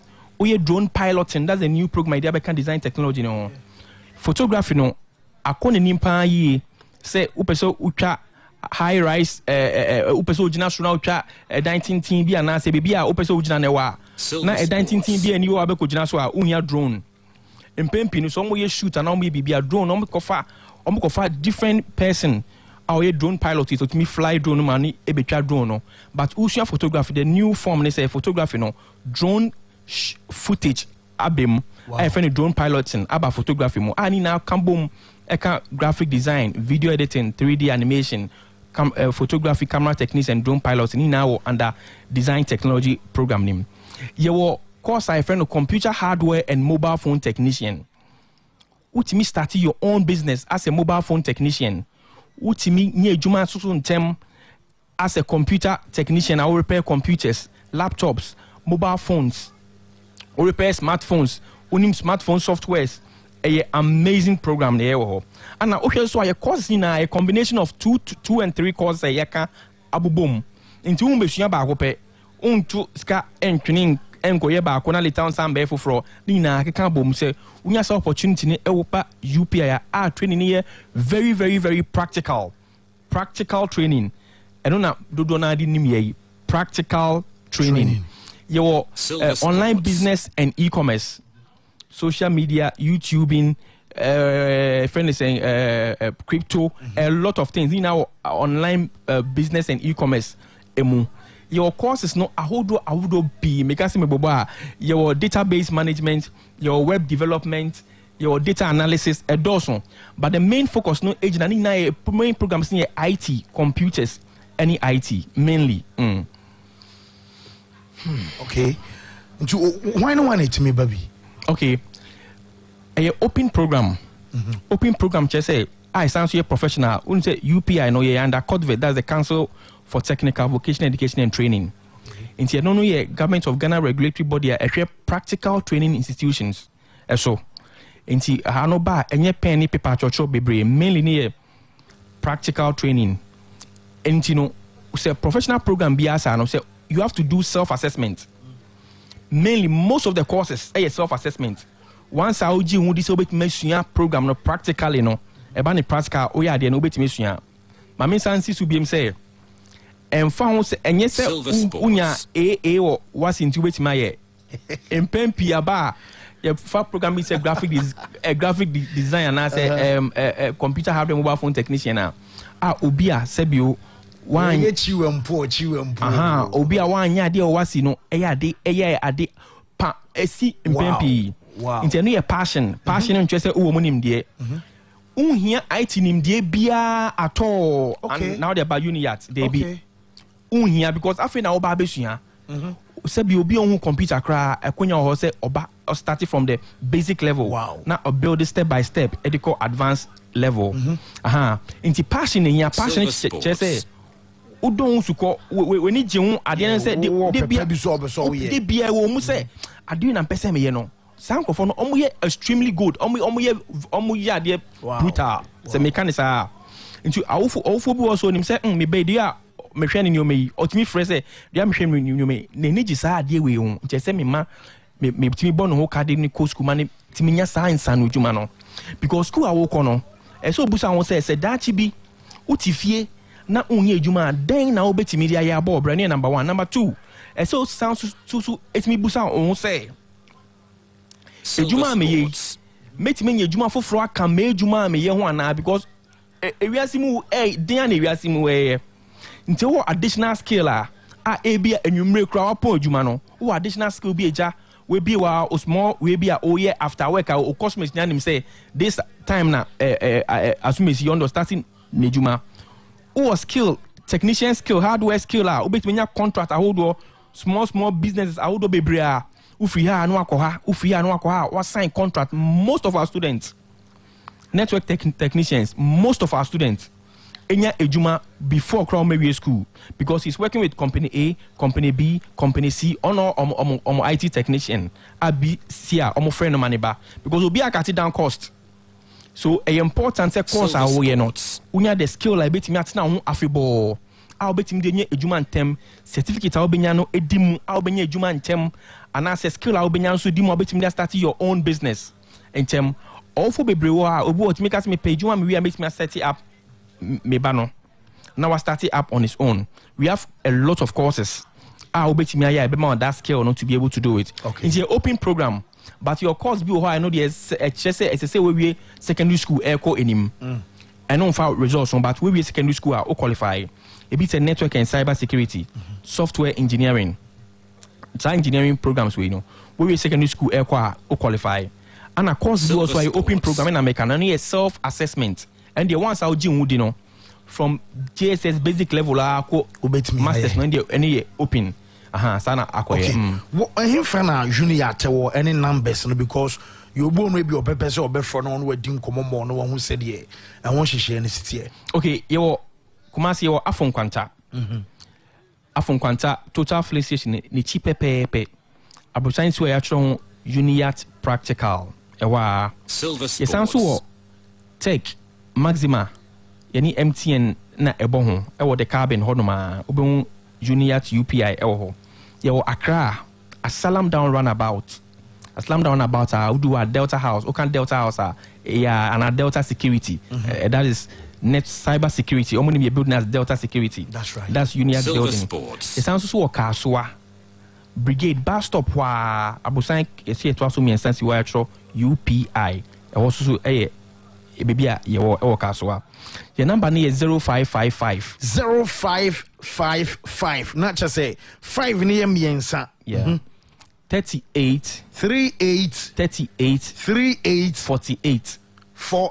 yes 0555 38 48 yes also your website here upischool.com admissionsup.com. Obesan so you UPI school dey your social media hold platforms. You know, so admissions be befa forms in term. Ebu ha otinisia or train so one befa forms in term I they normally esini say e be na course our panel we nyani akasi trainer brand next batch and now say session our panel because trainer brand next session because your regular session, your weekend session and your evening session. Into bank ma unya course our unya the exact session so open and I feel so bit meet you on kakra aspect across so say obewie. Yeah, okay, that's it. Yes, that's it. Wo ye could break by ba. Kumasi Santoro Kote release by now almost so much area kwakuma the Ghana Football Association here kwa by ba. Yababani aba shema fei am say nane on ponsan so kan se pia so focus to the medical team the amount say almost place na no home form no am say o mama medical attention am say obia is stable nti ye kwaba quick. It's time finally move. How do you entertain yourself on the go? 10:30 ano penon so no ye life our GSTV na washen so obeti abadwafo no nyina so kan was a club du Accra l'habité de club du Oboissé elle moulema autrication Poupuye Anko Puyol Poulation was a house for nati as good for nadi Aka Ashgo Bibi Kakemi. Look, I believe that if you are not be consistent, but Ashgo need a proper striker. Next season, Xavier Jumane so pigeon because they say no, I say that form. For Jabi, once I catch you said Jabi's idea, a juege position, which is a typical Barca DNA. Foreign Ebeba Luka. And so I was and the Black Star won't come ready, baby. GFA president and also Akasa discussion in ano. I'm saying and worship.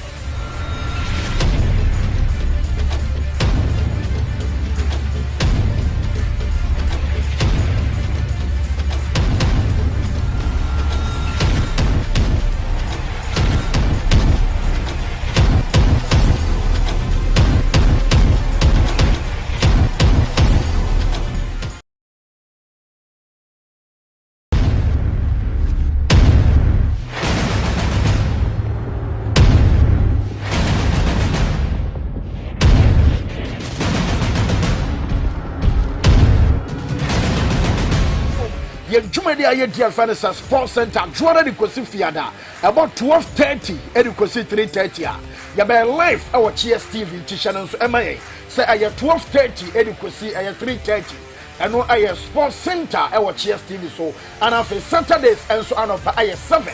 Edikosi 10:30 and up and so no. Yeah live our GSTV na washen so obeti abadwafo no nyina so kan. Was a club du Accra l'habité de club du Oboissé elle moulema autrication Poupuye Anko Puyol Poulation was a house for nati as good for nadi Aka Ashgo Bibi Kakemi. Look, I believe that if you are not be consistent, but Ashgo need a proper striker. Next season, Xavier Jumane so pigeon because they say no, I say that form. For Jabi, once I catch you said Jabi's idea, a juege position, which is a typical Barca DNA. Foreign Ebeba Luka.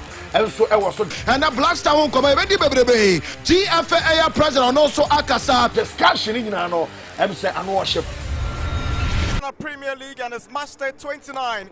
Hatzabok, the defending league champions, against the visiting Bibiani Gold Stars. When the two teams met in the first round of the league, the Pobians posted a 1-0 victory over Gold Stars, with Sewanu emerging as the hero. They are in the capital today to seek revenge and also ensure they keep their place in the Ghana Premier League if only they win this game. My name is Nana Dakwa Jesse. Together with Philip Sichope Astrim, we're your commentators for this game here in Accra. They've got green and yellow in the jerseys as well. Is Opoko Ajiman. Long ball looking for Daniel Lefriye Bani of Flag State. Here's Esubontin. Who was he setting up? He finally gets to York. York shoots and it goes out for a goal kick. If I allow them too much time on the ball and they are beginning to settle well. Good ball from Muntari to get to York. It's a penalty. Ball reaches York, he gets that touch, he's looking to turn. Yeah, there's a touch on his boot. Is it enough to bring him down? I don't think so. I don't think the contact is enough to bring him down. Inkum steps forward. Here comes Inkum. And it's 1-0 for the Phobians. No mistake, Samuel Inkum puts the Phobians ahead. It's Hatzabok 1. Gold Stars 0. Would have been looking for just to settle the nerves. I think that should be retaken, shouldn't it? Because Hatzabok had two players walking into the box right before he kicked it. Referee didn't spot it, so the goal stands. Now he finds Apel. Apel with a cross in. Mohamed Al Hassan fails to deal with it, but it's Atta who reacts so well to save the Phobians. Yeah. With 11 wins, 11 draws, and 6 defeats, the Phobians have scored 30 goals and considered 18. Larry's cross, flag stays down. Muntari trying to set up Daniel Barnier, but Yawan Safufro reacts so well. Patient build up. Muntari with a through ball finds Esu Barnier onto the path of Kosa. Cross goes in. Great save. Good goalkeeping from Ansafufro. And referee whistles for the end of the first half here at the Accra Sports Stadium. Adari whistles, and second half is underway here in Accra. Here is Larry Sumaila. Here is Gold Stars. Owusuk finds Franka Mankwa. Effort goes just over the bar. He finds Inkum, and Inkum sets up York. York goes around the goalkeeper and is cleared by Adraman on the goal line. Goalkeeper does well because once he's stepping up, he's keeping his eye on the ball and committing to stopping the ball from getting past. And look at that. Comes in and slides by, still grabbing himself and picking himself up too. And that's the final whistle. It's over here at the Accra Sports Stadium. The Phobians have beaten Bibiani Gold Stars from Samuel Inkum's penalty. Hatsabok. Hello.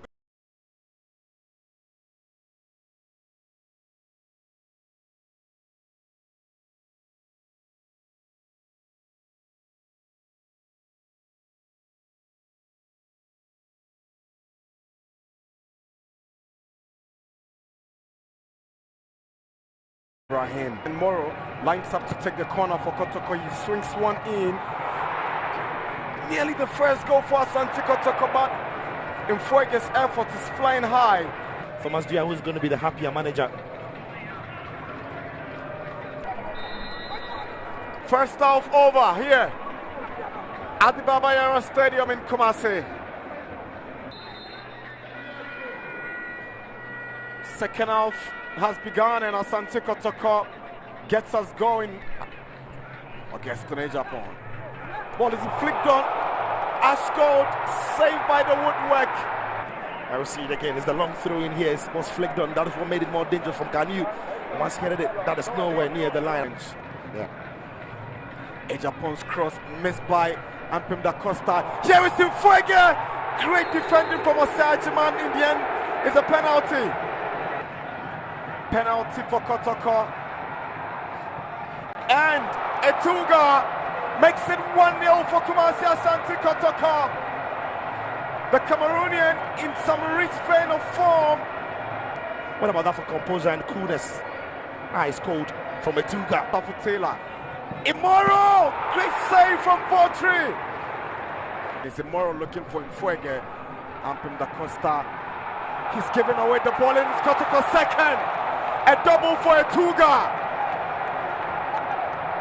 Mistake from Ampim Da Costa. And the pressure pays off from Mfuege. Doesn't give up the chase and eventually wins the setting up. Etuga. Imoro Ibrahim delivers. It's Etuga's hat-trick. Etuga has his hat-trick. An amazing hat-trick. Obey. Injiwe. Ah, okay. Yaba ni yaba. And then some no shit. But Sada mini Sada gbeye ade bi mama ma sane ne ma bi. Oh, okay. Ade amano nti Sada fa Google so na ja me started am fa ensam no enwu ha. Obekaya. Sada fa we no to answer still one no na Kotoko page bi fan page bi e kan sem bi ade fa two Kumasi Asante Kotoko players, that is Muntari Tego and Wahab Adams. Some ranty menu. Okay. Said they are not happy at all. Share story Kotoko. So minimum says official Kotoko website there. And I say official Kotoko Asante Kotoko fan TV.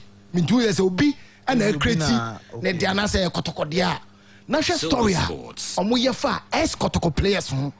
Say embarrassing moments for two former Kotoko players, Wahab Adams and Muntari Tego. Okay.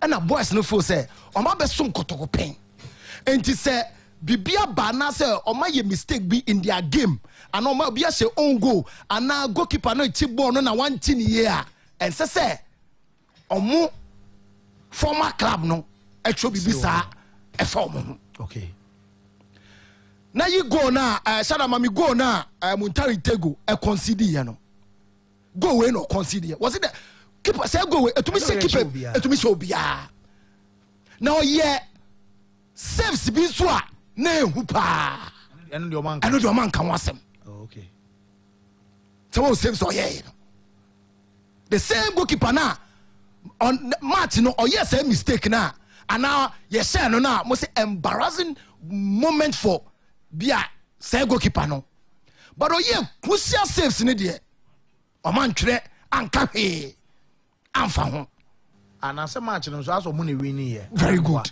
because away team ni she blue yes ana home team ni she red jersey yes it won win 3-1 yeah and see how the boys are not happy yeah we have there no so e wo ho try so be show we have there no so e do be show we have there no ah o share own goal but we have some so say goal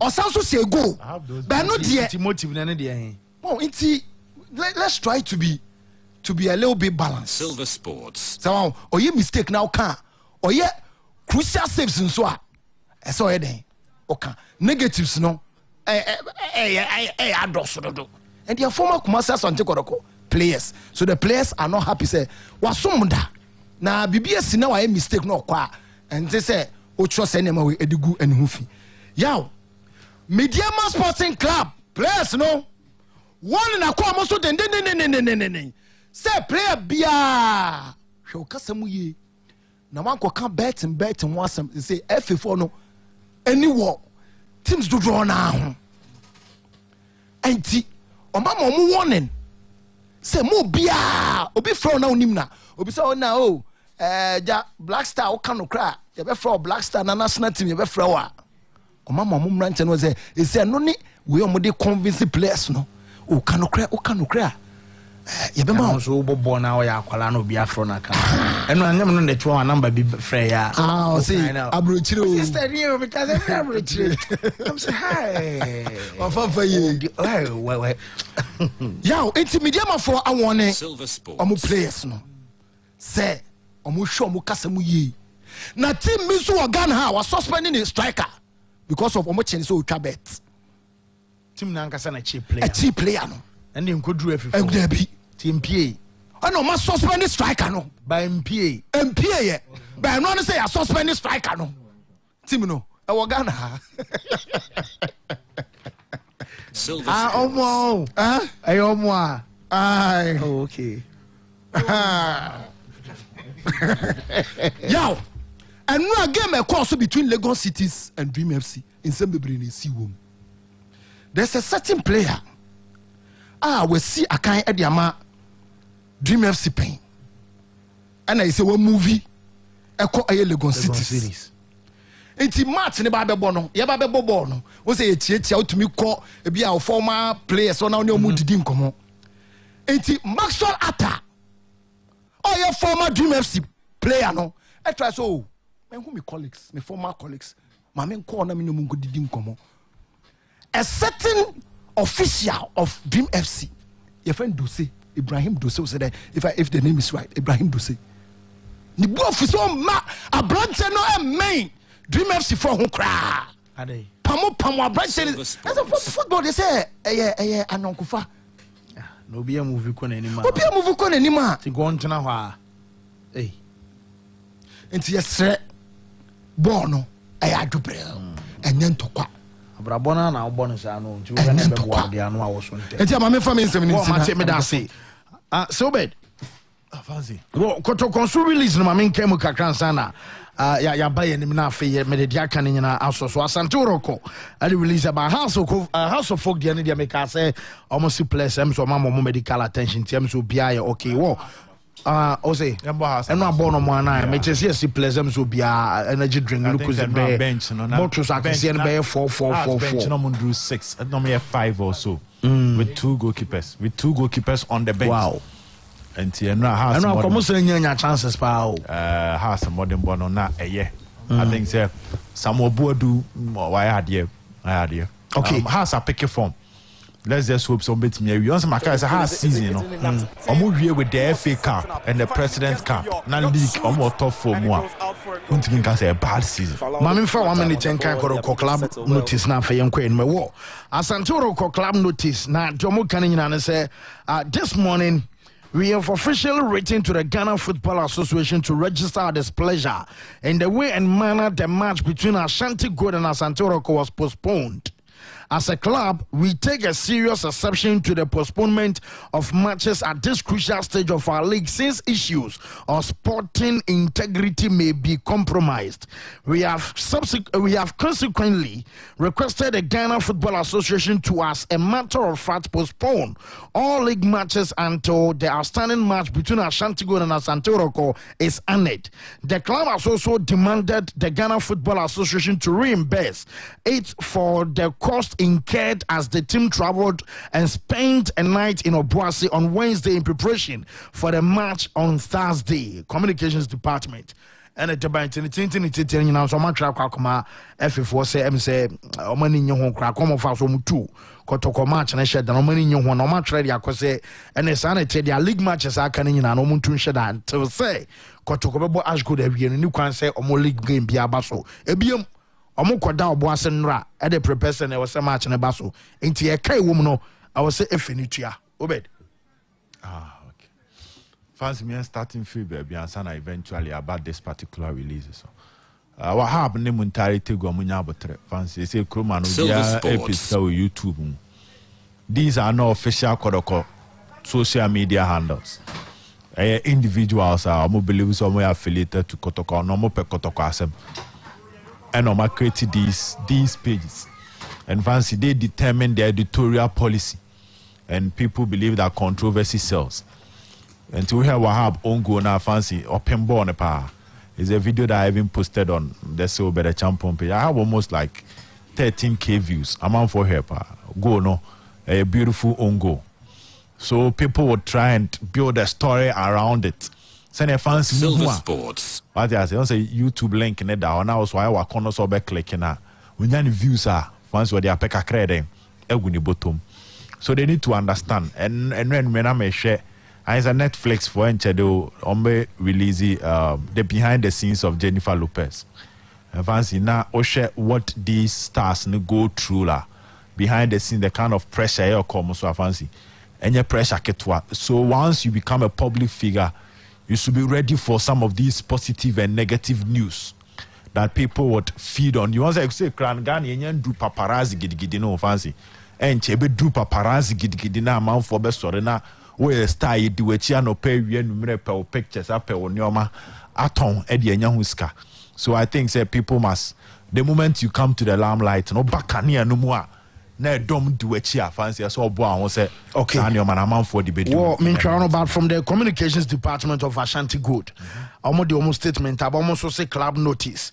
Ashanti Gold Sporting Club knows with shock and disappointment the decision of the Ghana Football Association Disciplinary Committee dated 16th May 2022. That is the decision in relation to the misconduct charges leveled against the club, its officials and players in respect of this 2020-21 Ghana Premier League match day 34 game against Interallies FC. Ashanti Gold wish to state that the decision is against the weight of evidence and whatever transpired during the hearing. Ashanti Gold has reviewed the decision and being dissatisfied with it, has filed a notice of appeal against the decision to the GFA Appeals Committee. Ashanti Gold has also requested for the record of proceedings / record of appeal of the disciplinary committee hearing and will, upon receipt of same, file additional grounds of appeal. The club will exhaust all the legal avenues available to secure justice. We ask the playing body, technical team, our cherished supporters, and other stakeholders of the club to remain calm and resolute during these times. Communications Department, Ashanti Gold. Fancy, nti yemfa ohab ni we mu okay now Silver Sports statement ya bay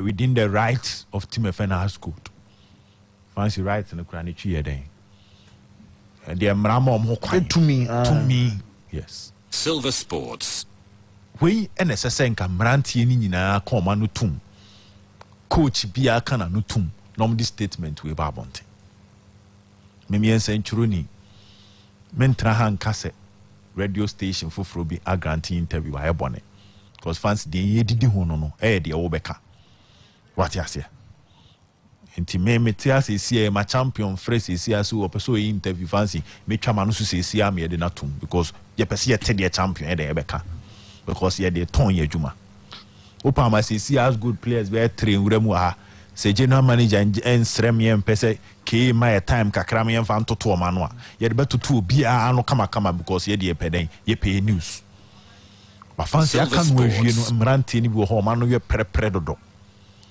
nsem bi se ba esa wo kan no tum obajansafo on say ese bu ha what ko meeting bi na kan no tum etimi bu nyansani the moment abeka se ne wo say dey wa adwene mu ha papa sem na aba no enye kasa what tell me chimolanta akasa so kalam tibet my interview but then I'm trying my statement about then they'll proceed entire statement I'm about said the earlier interview or the statement about until they proceed fellas abwaje mo pro mo kwa kasa ene die fancy do sabre na say catch we player now with talent sometimes you need to spend money and get qualified people to guide you yes sir obeto papa so do baby so aso den kakra ho yen central fund de me bon central ni bi achi da so wa force ya make influence yen you bi amana kasa that is top notch job ba wu nipa no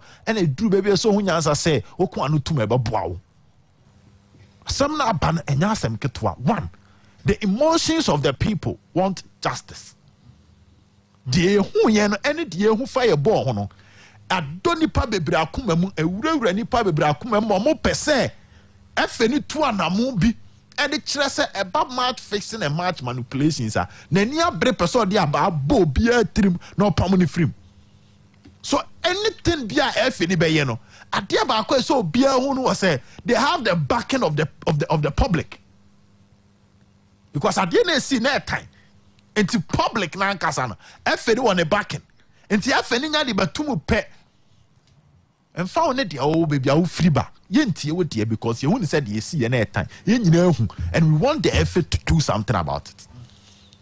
Silver Sports it's a see now pray ho be kasa o say wasem ti say to say o kasa esebe Samuel Ibrahim o kasa masa Felix Abuachi sebe man kasa enke be boa mo pa ask the statement aba o say there be wa try appeal I request say FN fa ne o course proceedings in bra now based on that obenya more grounds add value to na appeal no the court the person kira na say the evidence FN gina so e de chioma so no omonya satisfied omawie anwe kra ko kasa ono akoyu ka Mr. Fancy omawie Silver Sports communication department we kro bia mfa ne san kra nkwasha say communication department we wie emra kwan so na sasa wo pe kwan a obe first we twitwaje ho anya kasa o kasa ensesa wo case emra kwan so enti emra no kire se efri this year kwan e bi appeal efi appeal kwan e ko review o free review na want to akọ cast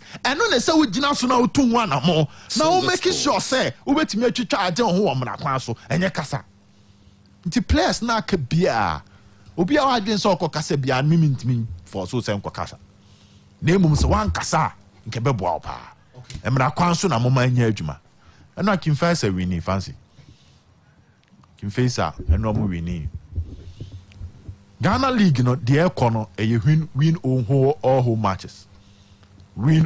matches aka kimfa 3 home matches Silver Sports fancy akana Lagos City which is the last match Great Olympics and Heart of Folk no akọ RTU Tamale no abo Karela ewe nyinase once you face our monko relegation okay yes and no abo no e wo mu se still e so mu page mu de But King Faisal is playing without Osman, playing without Mauli, and they are playing without Zubairu. Zubairu under 20 were free cap, were free wafu. Omukogu omeni maso no maba. Ntiyebia against Karela, maybe coach may decide so the Zubairu babede. So the kind of system I can face a coach in a bond about 3 back. Fancy. King Faisal chita for them obi and kokase 3 back and send him maybe a chem. You can see a crew by about 3 back no. 3 back now coach in a bond fancy. Yeah. It's limiting the number of goals. Find Ignatius. Na me manus. Fancy. Okasa eso young wejuma. Ignatius akofa dream saves. O winning match. Silver this season, Ignatius o the mediama any dream saves in Kabuma. Silver o winning game. Match over do chana ba yini bre medase. Wow, Mike, Mame Bravo. Well, fancy Kodoko statement no mo fan to some from Mame Bion. Ashgo Diano, personally, I think this was the best decision the club should have taken earlier. Issue no. I'm just seeing it. Okay. They should have communicated to the fans. I'm saying it's a club. Supporters need be call. As I long overdue. Exactly. Supporters need be call. Say Omonte they don't know anything. So officially the club should have communicated the decision, and then no more who they. But away from that, first of all, I think the GFA should concede in the first place. Say the Omone Kodokwa no enye. I don't know if you get it. First statement in Infantuo. Well, Kotoko statement in project. There should be a concession from the GFA. Say the arrangement anyhow Nyomesi Akwakosino and Yane Kwanso. It shouldn't have happened that way. So there should be some kind of apology be from the FA to Asante Kotoko, and even to some extent a compensation sort of, because Kotoko never prepare. Obey training, obey normally football club, your old season, obey training. No crowd, they won't even find any excuse. But obey too quiet at a distance, obey travel. You name how dangerous I arose in a SCT. Be a bit me see. I hope you get it. So the risk involved, not the too quiet the call, and then something like this comes up. Financially, obey suffer. Emotionally, obey suffer. There could be other implications where a Beko club in the hall. And I think that the GFA should concede. So to some extent, it was a compensation because Asante Kotoko ni NTSC. But my perception sounds to change ni in NTSC. Security situations obi determine what happens. Ebia fancy my friend Monday say, men fa waka nem fa vicinity ha. Na dear matini e dangerous. Monday na me friend, ebia me friend wanopa. Ewia ebetimi asesa. Because we can go and sweep the area. No more can suspect is me dangerous. Yes, you are free. It is our Monday now, my friend. Wonano. Saturday no create to Mrs. Good. Samson on Monday met me a catcher. Tuesday situations might change. It has said a be improve. The security situation be improve and I say be wesen. And to be more the curfew crab bar. It be a curfew for 2 days. Almost situation is in the city. You see 2 days after 2 days, near curfew need a free. And as I feel the curfew, you cry me and you're 1 week. And the security situations, the tendency say as a papa and a cobone no fancy. Obedient to me, unless those speaking intelligence. And even on the day, a bet me about Sanka game, no, ebi a GFA crown communicate, say, match ne yammo, ebi and mobile 1 hour to the game. Based on the mobile at the scene, security for the me advice said this match should be called off. Yeah. And it has happened everywhere. Ghana is not alien. And these are the factors of security issues. One, the GFA is powerless to control security situations. Kotoko is powerless to control security situations. Likewise, Obuasi Ashanti Gold.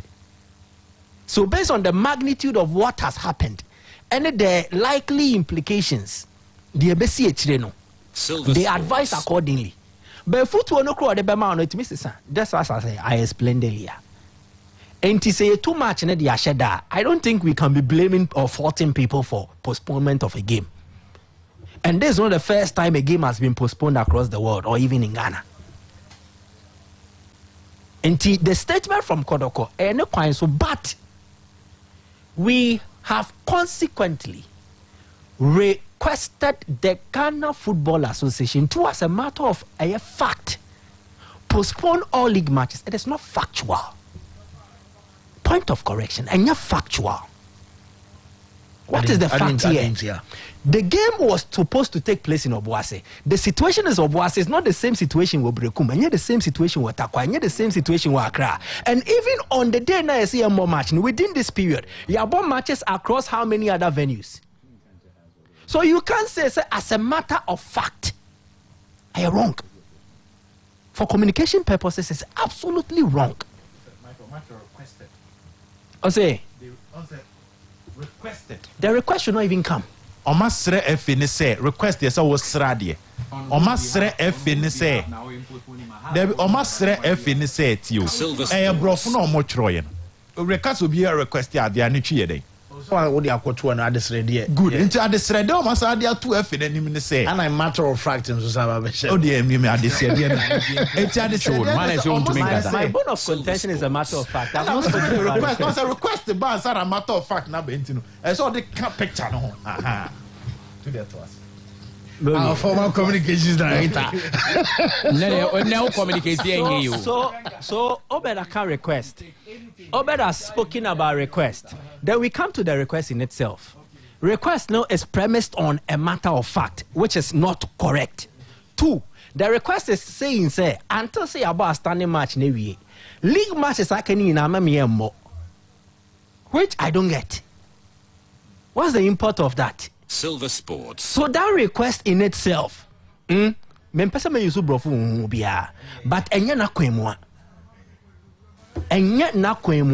but everything they said here, including the reimbursement, I endorse it. Okay. Okay. The risk even involved, they need to compensate them, and they need to apologize to them. One, the reimbursement, the compensation, yeah, and also an apology from the FA. Yeah. Police for it means to send the okay. I won't dwell on that. Okay. But the unfortunate occurrence, a inconvenience the Makotoko. Yeah. Oh, opinion kameba besrao. Oh, minya isa me mamiu, me to kwayako. And ya me kose, so wa mamme tome. Sana meka. O mamiu no, eko come ene anochina. Ebi anipa ne catch on Sunday. Ba ref ye went me and can't I was all panacho. Ebi anipa ne frewa no patutu na anipa ne ba no. And still I was oko. I hope you get it. And still I was all patch. So irrespective of say a Monday or a Tuesday, the apology should still be rendered. And that is my stance. Now, to another argument, be a mate, say you declare Ashgold demoted anyway into Emma league matches no more anymore. Then they are not a serious club. There are deferred sentences and there are postponed sentences. There are various classification of terms. Uli Hones was the Bayern Munich. Once I made evidence, Uli Hones, not a Bayern Munich president. In March 2014, you're finding a culpable of tax evasion. Ye jailino, ye man, Okodemu, you're committed in March. 2 years or so. June, Okodem, June. That's what them 2 years or so. Yeah, but Okodem March or now. Yeah. None or living a general life or any business way, only that or resigning. But Okodemu June, when the sentence was in March. So there is no written rule say your sentence will na Okodemu. I am Rasem. Now with Ashgold playing, Meba, there is a legal process which has not been ended or exhausted. Omoko appeal and ameboa. So the appeal has the tendency say a case no and I say man I dear. We appeal the committee escalating matter. CAS also has the power to overturn any decision that has been taken. And as it stands now, Ashgold status no and yet definite I hope you get it. And the club they have a chance see a bit near reinstate in the Premier League. They are not a serious club. To the players. So what's your banner? In two Bejina Parks over to Paswa. You forget that the ban is not a lifetime ban. So what are you doing to yourself? And you even enforce an earlier claim, say, I don't want to be more match, no more fixing matches. Okay. So when we think negative, let's also think positive. Maxwell. Me sure say Ashgold or a serious institution. The players are serious. Maxwell can answer Debbie, a brand new Debbie. No. Let her be. You are the name of you the best started from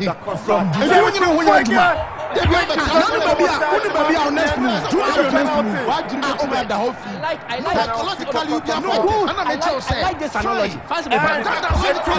Stop you from doing your best. You were the free high. That's not the end of life. Two of us.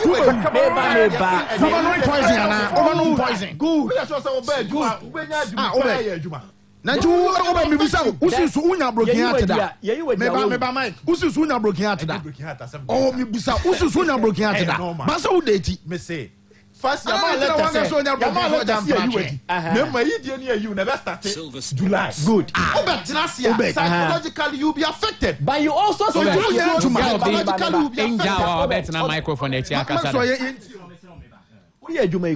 you can be psychologically affected not to perform. Two of us. You derive self-motivation. Your intrinsic, extrinsic. If the extrinsic is pushing you not to give your best, intrinsically you give your best. Yeah. Jumana usika yira. Obetna na o say what dreaming your way into the obeka kasabahat. The moment oba betna mic na echi ni there, nobody knows their wukom. You need to perform. Now no people want to say show be there baba enya meba Dabi as good ye nyi omwadi o yede nyabotre yede so bo na abom mo betuma ya appeal ti dia mechiro a different from say a definite say ye yi omo into two different things. One, as good is a serious club, serious management with serious players, and say I'm sure say ombe apply a lot of wisdom. It was our decision way mo. Do you know what? Somebody about out so monje verdict nintum. Yeah. Into omodi omonim so omon ko baby omon ko. Club no so nyintum. Good. Also we are affected psychologically. Good. Into omon ko pre. No ma san omoti meboa. So the entire say afekura no omon yiro omho boni ye ni say. E betumi aba say verdict ombe wini. But the aka no man boni ye na afi omon ko relegation na still ombe ko relegation no omon ko pre. Do you see the wisdom in the matter? There's one money na points I can. Yes. Yes. Probability say we relegated. Yes. I was true. Yes. Then say now what relegation? Yes. Now best who win. Now your back case. You see when we need case. And last year the one go bad. This year we say relegation. Did I'm say they need to apply wisdom. It's your more case as go then no mutimba yo mo fan no. Debi. Mama mo. And na two. Fancy wutie. Say who person can say as go do the next season or more relegation to ombe da ba. Now mo mo bu asem ne say. And the be yan size good be ko banya sa so netie me so what ma say na say because we say club no so no e bia no so unim evidences away yes on so ko because we come what to say FNA you know the buy no onyintum nti obetumi anwini case no it is as o man mo no din no mo bono for the show mo na afi wo mo ko relegation mo wini case ko be ko relegation ko division 1 bam and a time and na sem na ko for so can ba me more another example bi aba o be bia Dreams FC da. It's your ball league ni we na say Dreams FC call relegation. Baby our team normally the last from the top in relegation. Ni e kasa as go the frame ti say Dreams FC a promoter ma. Onim say the besi wo Ghana na more than the ebe. Ye be kasa president ni team to no match that match go ko no mind. Ye ni nko form so be kasa. Enti nya wo na be kire court time on fa verdict emra. Be mo wo ho kwai say wo be kire wadwe. Ba wadwe nkire na nsesa hwe. Enti wo kire kakra eye. Because the Albert and I find what I say. But the main issue is say yes, Kotokodi and Memfaka Krabi. I say over years no. FN the decision be say ba Omonfa compensation packages enkan. And the dear bedrua. Yembisa say time ben or more communicated to the team say born and maso. Sata na Kotoko I and the preparation as good crown more campo. No more camp. Enti camp no mbeko they will invest with hotel and everything. Meaning so what I say. Enti match ne de maso. The enti amempe say baso ne say. Mema kotokofo no being your margin say. As good supporters na ebe basa kotokofo ni bi hu betumi aka. Ana wonte de America na say. Say yakobona basa ba ho a. E wom say as good for ni omwenya basa na obi crab nipa boni bi betumi afrem abaha kotoko play na kotoko penny. Enti for their safety ni omo lives. Enti na match na maso. But then because omo boka ekoduru ho no. E say FNA den e compensate you. Enti letter no omo de call no. The fourth paragraph no me ni omo ya adwene on the compensation issue no me ni what I say FA ni but the third paragraph in the me ni omo nya adwene ba kokra say ho kra de nyesa nko mo tworo third paragraph na dey e ho no mo kire say postponement am postponing omo matches aka tell say me ba cho ye 18 teams na ball league me ni say what I say and na Ashgold na nya issue so it's between Ashgold ne Kotoko Kotoko for more kasama the rest of the teams and also more kasama almost matches there be almost postponing all the games until say be the next week. I mean sure say matches now almost say we should hold on to the league matches until say be clear some club release no Kotoko the na me shade o say no third paragraph. Yeah, I think the third paragraph. Oh, okay. Sure, mommy. I think they were requesting saying ka postponing say me to me akan kakra. And yeah, third paragraph. Yeah. We have consequently requested the Ghana Football Association to us a matter of fact postpone all league matches until the outstanding match between Ashanti Gold and Asante Oroko is ended. All league matches. Oh, wrong. Absolutely wrong. One club need the right to call the association to postpone all matches until so no need the we know. That's all association. So no, you are not the organizer of the league. Into what level? And na two ne say can fight our 40 hano. Omoni omwedi nkomo can fight our catch on person postpone normal league. Omoni house one catch them say ye per se ye game ye postpone yana. Into the issue is that sa issue no ma track on but you say you're right to crowd most of the club don't support it. I hope you understand. If most of the club don't support that, now you are speaking in favor of the club while they don't support that. What is the meaning? Into your honey the omunchem or letter no honor so mu free. Bemom the third way no more asking for compensation no. Many of you because FA over years or more years had na ye postpone match or compensate clubs no. Okay. Many so what masia. 81 has Kotoko has Ken Faisal media money the aka no mon ka so game be postponement. If Kotoko for your letter I say your mom letter with their club they don't speak for the other clubs. Many so what masia. Sana sa has for more letter kwa it should be House of Folk letter to the association and your mon ambeka sama other clubs. Sunny Bram fancy me check here for you Fancy Android can first a ball match against 11 Wonders. On the cancer match, do or die. Nay, a life and a torso. And touch my phone, no more Casabe, Andra Cra, no more door to check in first about this stadium.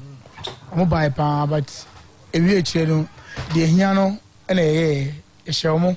Because we will be a pre idea or some share some more physical one-on-one. I was so to me.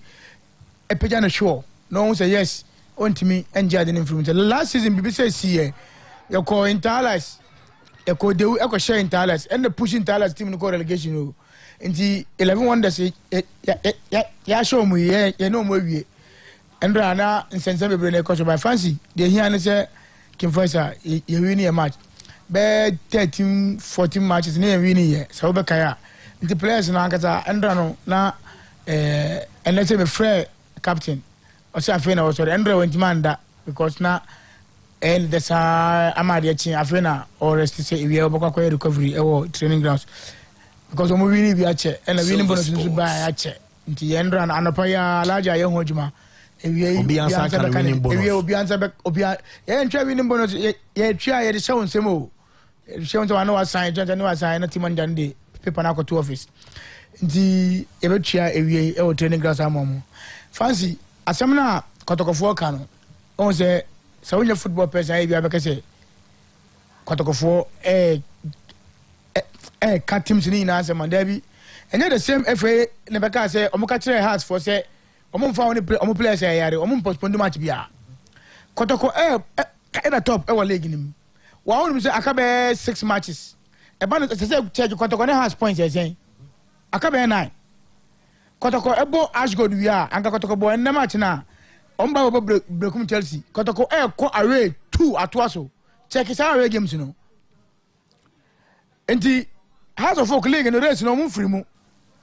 And to say team official and now the oil team I can't say fancy the match where me say a standing match. I was so because a standing match, so over a standing match. Football person, Becca said, the woman different than say, yes, okay. We're right. Because which match now can it's the same, no. Kotokani has got the young go to baby. Now, Yambo match in the 2 3 and Ebeka 2 matches, and Yabana 3 matches. I said, Kotoko for a bit more affect me because as I read game, Kotoko, I'm born a real match where no Chelsea we are. Funny say, Omuko 2 away matches now. Then I say, you fixed date for money as Silver Sports. I was saying Omuko to and 3. And see, we are right. Media Menka say, the FF1 and yet FF1 on Bayardia, also Mushe. Sebi no much omuni nipa na ejuma no mo for decision e be bo mi ani ma me fa course no kakra bi ansa na DJ finally drive number was 0552944922 0500773326. Hello. Hello. Yes sir, it's you. My name is Nana. I already that the medical nenka okay. In Accra. Yes, Annie. So I can teach you some more. Or may know what is our game. And I league near running.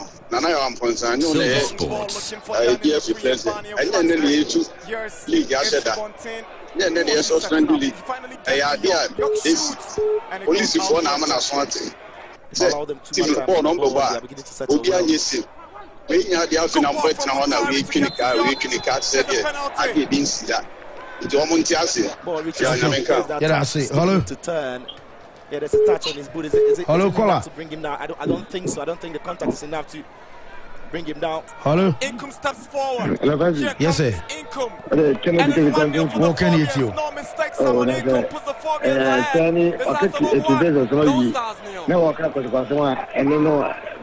looking for to settle the nerves. I think that should be taken, shouldn't it? The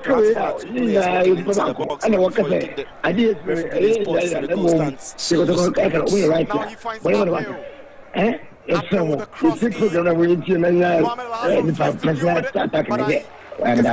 oh yeah, that's it. Hello. Yes sir. Yeah. Open your jaws with you. All I see, I'm quite. And comes to 18 Larry's cross, flag stays down, Tari trying to set up, Daniel Barnier, but Yawan Safufu, patient build up, Muntari, the through ball fight, it's Barnier, onto the path of, Coulson cross goes in, great save, good goalkeeping from Safufu, and referee whistles for the end of the first half here. Hello. Yes, sir. Opening. Open question na pomo kode. Oba de adaro ma etio. Roman father no open question. Na ode we dey mabo video so mamni kan fan apoto de informa connect adwuma. Akwa MP so ade ase na mentia lawyer Makia. Acting general secretary or say reply for general secretary for Santa Region. Na boss. Me ka say we afa tere favor etifo ni na say. Me kifesa ye kotoko support e bien take kifesa. But league no and no man is no and a man was a omunye safe so met mama kotoko ball. It is sunny. Now you are better with face you kotoko ni Roman for the make catch and pray. Ya panasem but or now they say on some video or one what they are. Ya be man who say asanteman you will be ya wo. One no say you want me who asanteman ati what they are not more asanteman dey bia so da. On first century. Na ni afonsa ye kotoko no ye timi nko oboase na entokwa nkosi boase na kotoko press nko prefra enko wu eti security aspect ana ka tete ball ye timi mo eti omo ti atesa. Hello. Hello. Yes sir. Thank you. Yes sir. Libi ni ahlase ni ani Bigo rito. Ciao papa. Yeah, kakra me dey make am say Miso Bigo machine league table na kana ya yesa ha ebetumi anke league no ke obatan yenya adibi kotoko 3 matches a opepo ni na me ma dwene mu kotoko abotro atwa so me nsa after has of food I ran 3 matches the team I ran 3 matches odi obatan mesre yenki kan ni mamu ni ready Ghana league ni mu aye de aye na ya na ye me ya secretary hwehwe ne play bi ni nemu na Ghanaian league ni mu de papa okay oba ta ma friends yeah that's it last call on the service from my drive from bro hello Fancy yes sir penny yet we dey tuga me do Roman here okay Fancy the boy no abeja fu na ba na me sha boy Fancy ya postpone kotokone as good no as good kobo away match ne ba home match na aka no o me ne be Silver Sports. Fancy bata me tio I just hope we say F4 no me say listen be say F4 o pandit no mo ti na mo kase o me ne kotokon nya adini say e wasn't come kase o mo postpone ma o mo match ta aka ni na so say any as good be bon awie na san o ma bo match na tia o mo so o mo ntia tia as good next match na o be bo home no and so many things. And the amount of football, Munkuan and India, what postpone do as good matches. I become so who are going to be as good. I could see Cape Coast, any Mafia, Amanabebo. What is security reasons? Silver Sports. The security reasons, yeah. And if I go to home, one quarter of my boy. Silver Sports. That's a Kotokase, any Asadia, since you have as good match in every year to us. As a fan, most of Silver Sports. Montiatia, the moment as good home match, I can yes, yes. Whoa, yeah, sorry, so now drive and DJ Fine, and the Silver Super Drive, Emma Betua Swama, you're sorry.